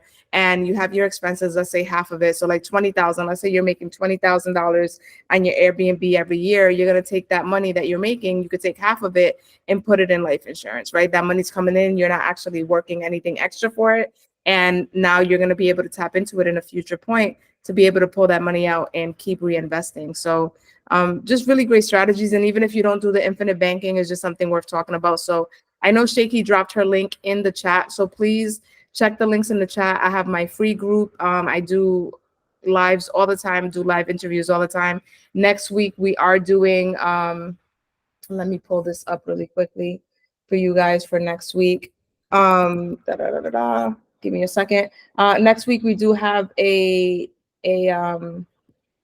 another speaker coming in and doing a masterclass as well on finances. I think money is a really important topic to talk about. So I love talking about money. So that's definitely what I'm going to be doing here. The more we talk about it, the more we understand it. That's for sure. Yeah, like I don't understand, like, I don't know. I always talk about money with people. That's just what I do. I think that everybody should be talking about money. How are we going to learn? So next week we have Molly. She's actually one of the 10-figure students. She came into the program. She wanted to make like, I think it was like $2,500 in passive income every month. And she wanted to have an 800 credit score. So we got her to 823 for a credit score. So she has exceptional credit, not excellent. She's only 24 years old. She has exceptional credit, and she ended up getting an Airbnb. She wanted to do an arbitrage. After talking to her, I realized that she was able to actually buy one. She did everything in a week. She bought a property in a week. It's incredible. And she actually when she got the deal, she was like, how do I get the money? I was like, I got you, don't worry. And like 7 o'clock that night, she had the money for it. And then like the next day, like it was just like everything was just lined up for her. So she's making, I think, $32K a year on that property. And she's just doing great. And the $2,500 she wanted to make within the program, at the end of the 90 days, she made like an extra, I think it was 500 or something, 530 or 800. So she went up, she made an extra $800. So she's like at 3,500 instead of 3,300 instead of like 55. I'm giving you rough numbers because I don't have them in front of me. But yeah, so basically she's going to be in here next week talking about credit card hacking for real estate investing, budgeting, bill negotiations, high yield savings, and different things like that. So she has a company, it's Molly's Money Management. So if you guys can check that out, we have a free community on Facebook. It's called 10-Figures School. The 10-Figures Club, sorry. The 10-Figures Club is a free community on Facebook. Everybody is more than welcome to join. I'm always posting on there. We have investors. A lot of people in the chat right now are in the meeting right now are actually in there. And so right now, I think I have 500 and I think I might need 5 more people to hit 600. Right. So the mission is 1,000. So if you guys can please join that, I pinned the actual link. It's a free group. I pinned it in the chat. And we also have Aunt Shakey's Instagram on here. So definitely go give Aunt Shakey a follow. I met Aunt Shakey actually at our 1% mastermind. And she actually threw me. She was doing videos and she was interviewing people. And I was just kind of hanging out. And then she was like, they were about to leave. And she was like, Blue, come here. And I was like, what? And then she did this video with me, and I think it did well myself on Instagram. I want to just share with you guys if you haven't seen it, because this is how I got introduced to Auntie Shakey. This is the first day I met her, and she literally did this. Are you guys able to hear this? Let's put the volume up. Hold on, let's bring it back. Let's see if it. So here we go.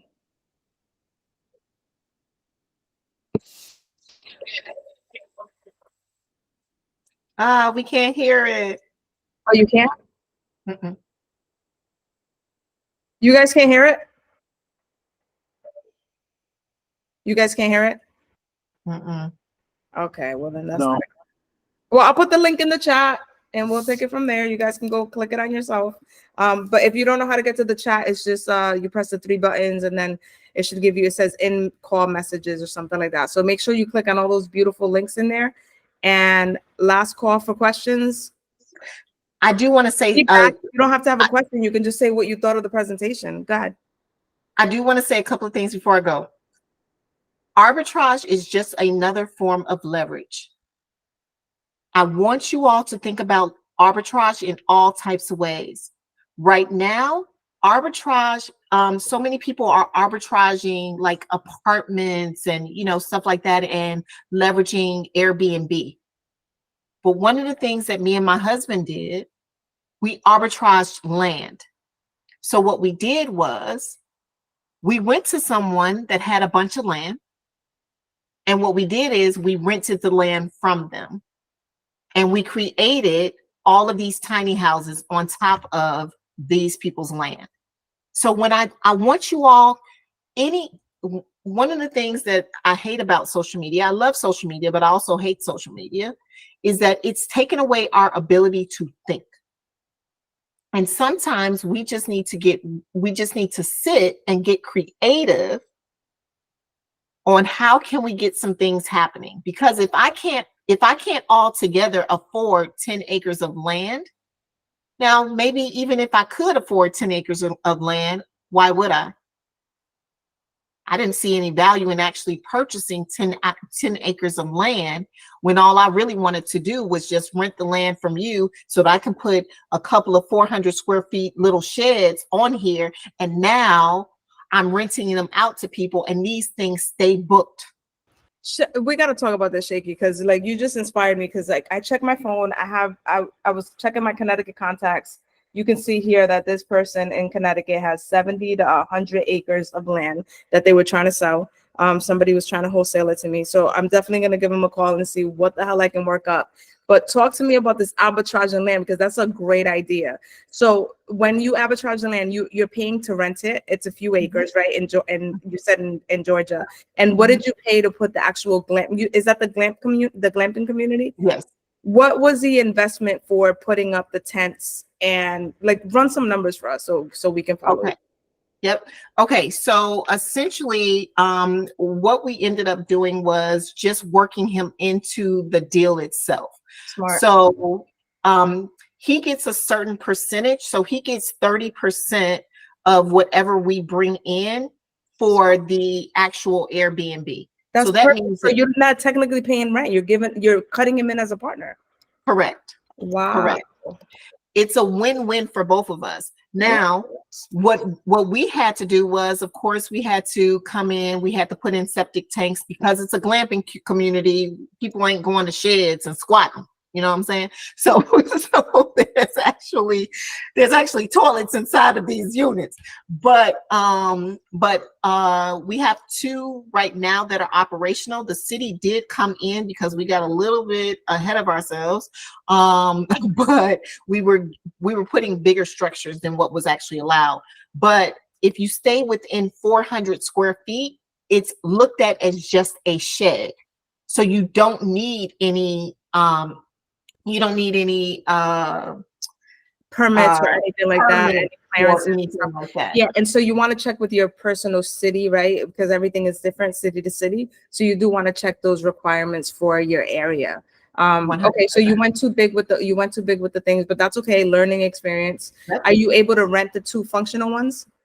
Oh, yeah, they stay booked. Okay. They stay booked because one is a tree house. One is a tree house. Which that one we purchased it for $30,000 from Home Depot and put it on a really high, just built a really high deck. Did you put on a Home Depot card or anything like that? All of it was on an American Express card because I love my points that I get on American Express, and it's the platinum business card. Okay, I'm making sure. Because I love to travel. I'm always traveling, so that card just works for me. I got to the 1% meeting. The first meeting I got there for $12 because of using the platinum. See, so there we go. Yeah. All right. So you paid $30,000 at Home Depot. It feels like $30 when you started. So exactly. You put $30,000 into the tree, and then what's the other one?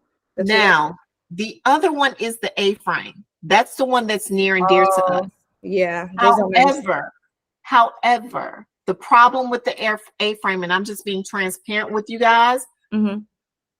I said to someone in the 1% group, I said, they asked about working with a hard money lender, and I told them don't do it, because most times in real estate deals, we're going to do something to screw it up if we're not super professional. You know, we're not super experienced. Yeah, Okay. of course. So I was not, me nor my husband were experienced in building A-frames. The contractor that we contracted to build it, he told us that it was going to cost $45,000. Once he was done, it cost us $118,000. We were in a situation where many times we were like, should we just leave this wood up here and just walk away? Or, Yeah. you know, do we see this thing all the way through? But contractors can be nightmares. And this man was a nightmare. And so I'm not saying this to discourage you. I'm just saying that second time around, let's just buy, you know, something already pre-framed. Yep. You know what I'm saying? Yep. Perfect. However, I'm going to tell you, more people rent that the A-frame stays booked more than the treehouse does. Okay. That's really cool. And do you know I got a quick question. Okay. So with that situation with the contractor, what would you say contributed most to the nightmare? His attitude. So my husband, at first this was my project. My husband was like, I'm not in this. He was like, I don't really want to do this for real. My husband is a 9-to-5. He's good where he's at. You know what I'm saying? He's not really into investing and stuff. Well, he's into investing, but it needs to be very passive. Okay. Mm-hmm. But what was happening was he thought we were friends. That's what happened. The contractor. Right. Because I'm a really friendly person. I'm a very lovable person. I connect with almost any person that I'm with. But when it's about business, it's about business. And we can only kiki and he for so long. And so he wouldn't show up on time. Or he would be very, very lax about you know, getting the job done or hiring different people and stuff like that. And so because he was he posed himself as more of a project man, as a general contractor, posed as a project manager, but he was nothing. He was nothing. He was a useless piece of. All right, let's hope he doesn't catch this recording.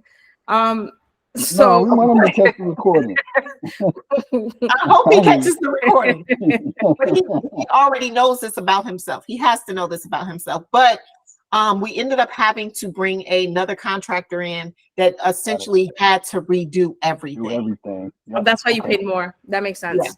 Yeah, because sometimes you go for what you think is the least expensive and then you end up paying more for it. I know I went through a similar experience trying to be cheap, and it was not nice. It's expensive to be cheap. Yeah, that's very true. That's very true. It's not worth it. It's not worth it. It's not worth it. So can I show you guys something real quick? Just because I started it. All right, let me show y'all something real quick. This is an illustration. Remember I talked about everybody gotta get one question ready, because we're not leaving here unless I hear everybody talk. Remember I talked about insurance arbitrage, right? This is a strategy, but you have to know what you're doing, okay? You see right here, the surrender value is the amount of money that you can actually borrow.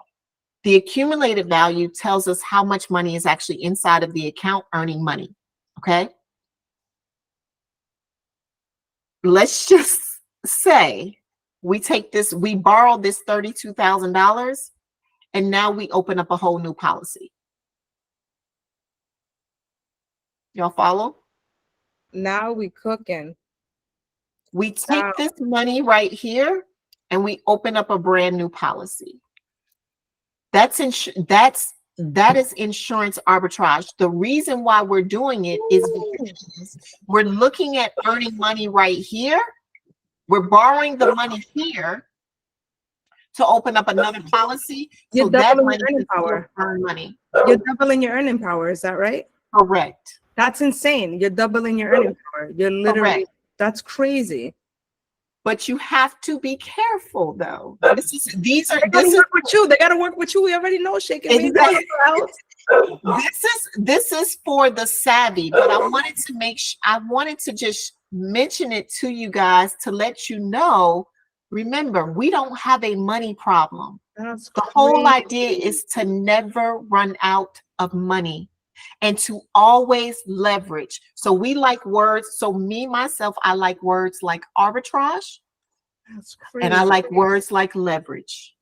Crystal, I gotta call you out, sis. Because you're our other finance person. You're a financial advisor, fractional CFO, fractional CFO. Have you ever heard of insurance arbitrage? So it is, yes, it is a thing, but like Shakey said, it is a very advanced strategy. Not everybody can do that. You have to be very careful with who you go to do that, Yeah, and how because you do it. they have to, because essentially, yes, you can use money from the cash value and be able to purchase another policy. That is completely doable. But yeah, the way you structure it, like a life insurance policy is only as good as how it's structured. So the agent who provides it to you has to be on their game, or else they will waste your money. Yep. Yep. I remember I went to Shakey's party 2 days ago, and the CEO of your company, that's who that was, right? Oh, who's the gentleman who gave the speech on you? I'm sorry, I didn't know. That was Doug Andrew. Doug Andrew is probably one of like the biggest people in this space of cash value life insurance policies. Oh, and so you work for him? No, I don't work for him. He's my mentor. That's insane. I thought that you worked for his company, and he was like, she's one of the 1%. So he's your mentor. Oh, that's really cool. That's really cool. So yeah, he said that you were one of the 1%. You're part of the 1% in life insurance agents. Just based off of his group. Okay. That's really cool. That's still a status. That's really good. All right, I'm calling now on Lori. Lori, do you have a comment or a question for Shakey before she leaves us? Well, I definitely learned a lot about the cash value. So I don't have dependents that depend on me, but I still feel like it could be a leverage for me to use for real estate investing. So I definitely want to touch base with you on what I could do to move forward with that opportunity. That'd be great. Amazing. Awesome.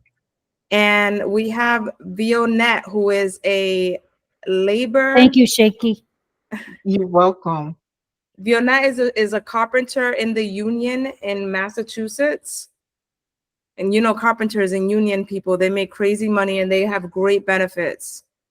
Vionette, are we going to get you to speak with a comment or a question? I know you came in a little late. And I know we lost some folks too. We can always circle back. Ricky Castro, thank you for joining us. I know you came in through Instagram. Can you talk to us about any questions or comments on today's presentation? Yes, thank you for the welcome, the great welcoming. The presentation was amazing. I'm just a newbie joining in, trying to use all my resources so that I can potentially become an investor one day. You just got to decide, and you will. Thank you. I appreciate that. You're welcome. Thank you, Shakey, please. I appreciate you coming on, taking your time out of your busy day to join us and give us this knowledge. You are more than welcome. All right. And Vionette, are we going to hear from you before we head out? You're probably moving and shaking if I know you. Gerald, do you want to lead us out with a question or comment? I have a question before you finish up too. I thought you were saying hi to Ricky. My bad. No, I was just no, hold on, let's let Crystal go real quick. Hold on, let's let. Okay, go ahead. No, I'm sorry. No, no, yeah, I just didn't want to interrupt anybody. But Shakey, I do want to ask you about the whole land thing. Do you have it in Georgia right now? Mm-hmm. Do you think that this could be done in other rural areas? 100%. Anywhere that you have an owner that's willing to do that type of deal. And the nice part about it is, go ahead. No, the reason I'm asking is because my family has land, 100 acres of land in Virginia, but it's like in the rural part of Virginia. and we've been trying to figure out what to do with it. And like the state it's my grandparents' land that they left them and everything. So they have like my mom has 10 acres by herself. Well, 13 acres actually by herself. And she has like a trailer or two on it, so we were kind of going that route of like, okay, we'll add some extra trailers. But I love the idea of doing tiny houses instead. But I'm just wondering, if it does work in other rural areas. So here's where you may come into a problem, because we did have to get electricity there. Getting electricity there wasn't necessarily. That's fine. Oh, okay. So you guys do have electricity there. Yeah, we have septic tanks. We have electricity. Like okay. So it's rural, but it's like there's houses and trailers. Like people live in like double wides and things like that. So yeah, all of the living amenities are there. Mm-hmm. It's just not like heavily populated. You know what I mean? What's the nearest city? How close is the nearest city? Raleigh, Durham is the nearest one that most people would know about or have heard of. Those are like South Virginia, so it's southern Virginia. Okay, I'm gonna tell you, Crystal, if you guys look at doing glamping or tiny communities, when I tell you they hit, it's just an experience. It's people love that experience, and especially if it's somewhere rural, that they feel like they can get away. Now, mind you, ours is in College Park. You don't think about rural when it talk about College Park. Crystal, you live here, right? So you're like, wait a minute. Well, no, I live in Texas. No, I live in Texas. You live in Texas. But yeah, but I understand. That's why I asked, could it be done in rural areas? Because I know that, being in Georgia, it's going to be more heavily populated, but this is like really rural area. And I was thinking of, certain things like doing a festival or doing like a theme park or something there, but I love the idea of the tiny houses. So I'm definitely going to have to connect with you to see figure out what that may entail and like what that looks like, because we have been, trying to figure out what to do with that land, because we don't want to sell it. But it's just sitting there. You know what I mean? Mm-hmm. Yeah. Have you guys seen this?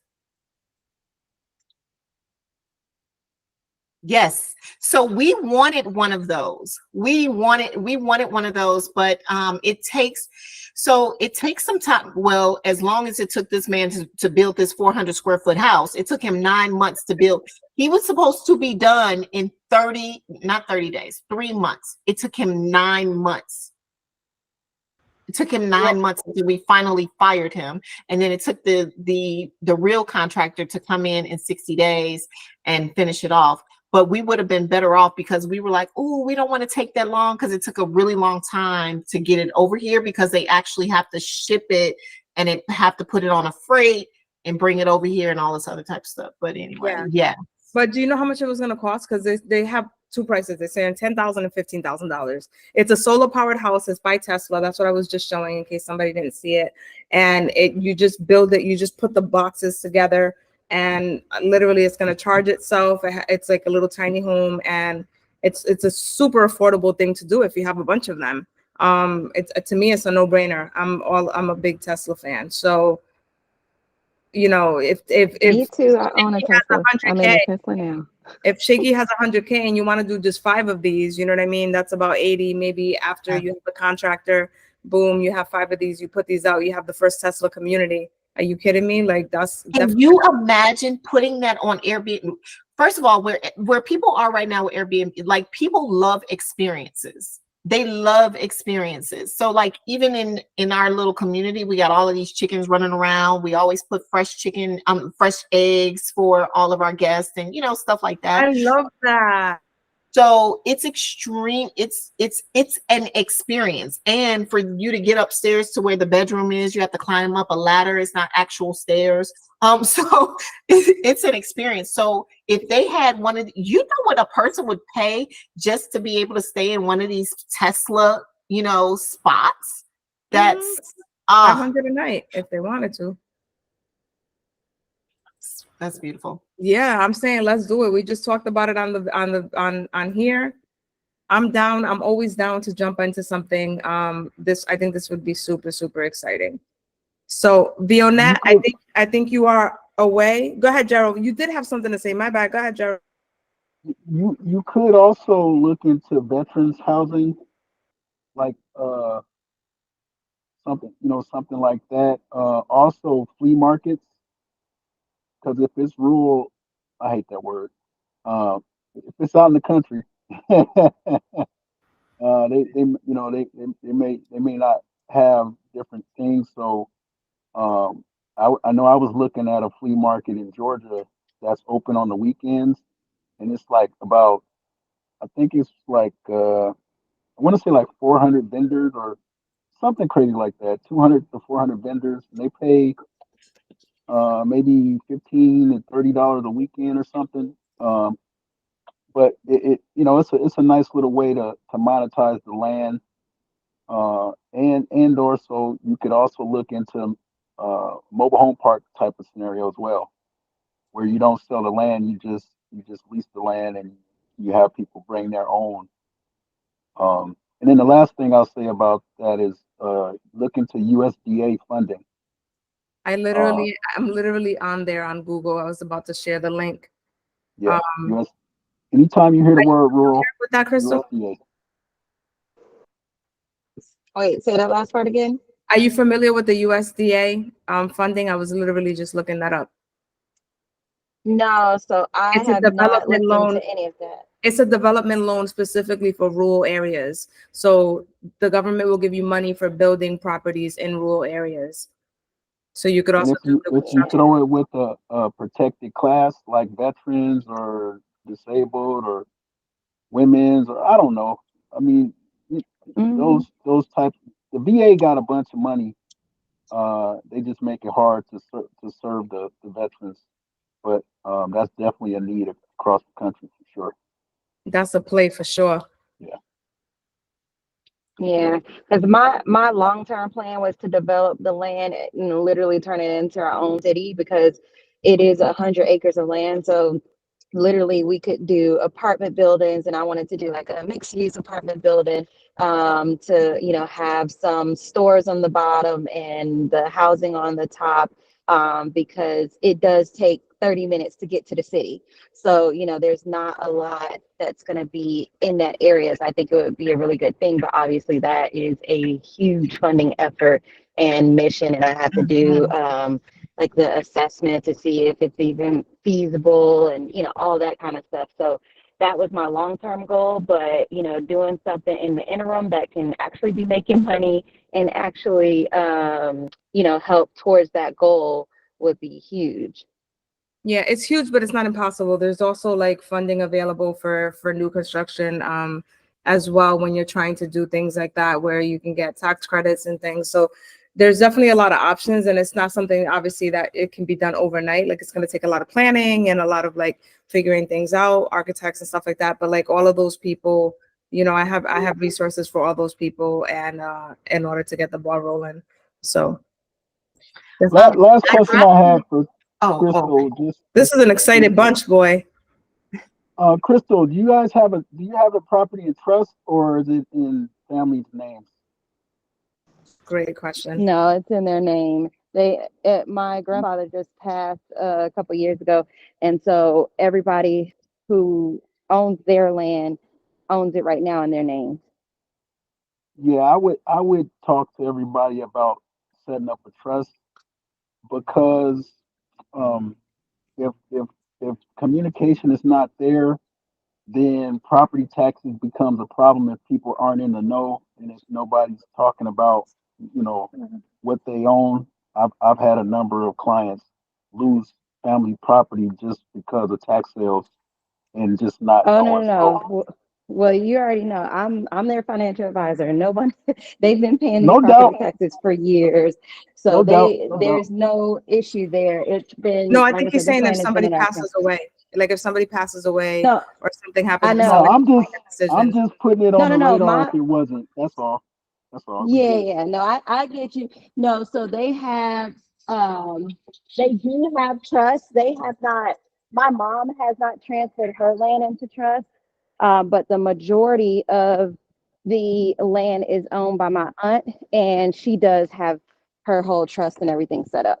So my mom's 13 acres. She hasn't transferred it over into a trust. We're doing her estate planning and all of that now. But yes, so I agree with you. It definitely needs to be taken care of. But if she passes away, it goes to me and my brother. So we definitely not gonna do anything to lose it. No, no doubt. I just like I said, I've been in financial services for about 30 years, and one of the things that I see most common is in our communities, because it's not common practice to talk about money around the table, which is why I appreciate Blue having this conversation, and I appreciate Shakey for bringing these conversations to the table. We don't know, we can't do nothing about it. So I would be remiss if I didn't put it on your radar if it wasn't, Yeah, now I you can understand. do something. And with Ricky, what I was gonna say to her was, you are an investor right now. You're just doing your due diligence. That's a Thank you, good one. Gerald. I So appreciate yeah, that. you're not For real, yeah. because getting in the rooms is number one, girl. Like, you just got to get in there and everything else is going to fall into place. This is a time investment. This is a time investment. So Yeah. you are definitely an investor. I dropped our little prize. Yeah, I was showing it. Let me show it again really quickly. This is beautiful. And it has water and everything. This is your Airbnb. This is her tiny home. And I wanted to show It's so adorable. Isn't that beautiful? Look at that. I could just imagine myself sitting here and like swinging on that thing. Look at the fish. And that's what people do. So it looks a little different now. Obviously, it's green now. It's very green, so you can't actually see. All you see is the trees, but super cute. It's very nice though. It's like, I've been thinking a lot about like, what would my space look like if it were just very, minimalized? What would life look like? I've definitely been having those thoughts. This is beautiful. This is really nice. Very just small, just white. And so what's interesting is with the tree house, so we did something different with the tree house. We put color inside the tree house. How cute that is. And like designed it more for the tree house. The tree house, people do not like color. They don't like color. Really? Yep. Oh my God, I might have to book a night, girl. Why'd you show me this? Shoot, if you can get in, when I say this place stays booked, it stays booked. I was just looking. It's booked like to next year. I was trying to go this weekend for the 1%. What happened? No, I already looked. Shakey, do you guys have any options on the property at all? Options like what? Like I know you're arbitraging it, so that tells me you don't necessarily own it. Mm-hmm. So do you have like an option so that the owner can't sell it? Or listen, 100. I'm gonna use Crystal's term. Like, I am the financial. Like, listen, this space way too long to not have ironclad contracts. Like 100%. The other thing was also actual insurance on this place. There's trees all around it. Now the reality is that a tree can come crashing down on that unit. So we definitely needed to be able to put insurance on that. And especially if somebody also happened to be injured inside of the place too. So for sure, we're covered front ways, sideways, all of that. No doubt. What also isn't seen on these pictures, and I hate that we don't actually show it, is that there is also a pool on the property. Wow. There's a pool on the property as well. Cool. But But yeah, but you guys, I have Yeah, to we go. gotta eat go. dinner. I have a meeting at 8. This But was supposed to be 30 minutes, just so you know. So we obviously have gone above and beyond. We appreciate you, Shakey. Send the invoice. We definitely went above and beyond with this, so we appreciate you and your time. And everybody, make sure you join the free Facebook group, please. We do these things all the time, and also set up an appointment with Shakey. She went ahead and left her link in the chat, which is thefinancialmatchmaker.com/wealth. So she is the financial matchmaker. So Shakey, thank you so much. We appreciate you, and you have a thank wonderful you for the evening. opportunity. This was great. Good night, everybody. Good night. Thank you, Shakey. Good night.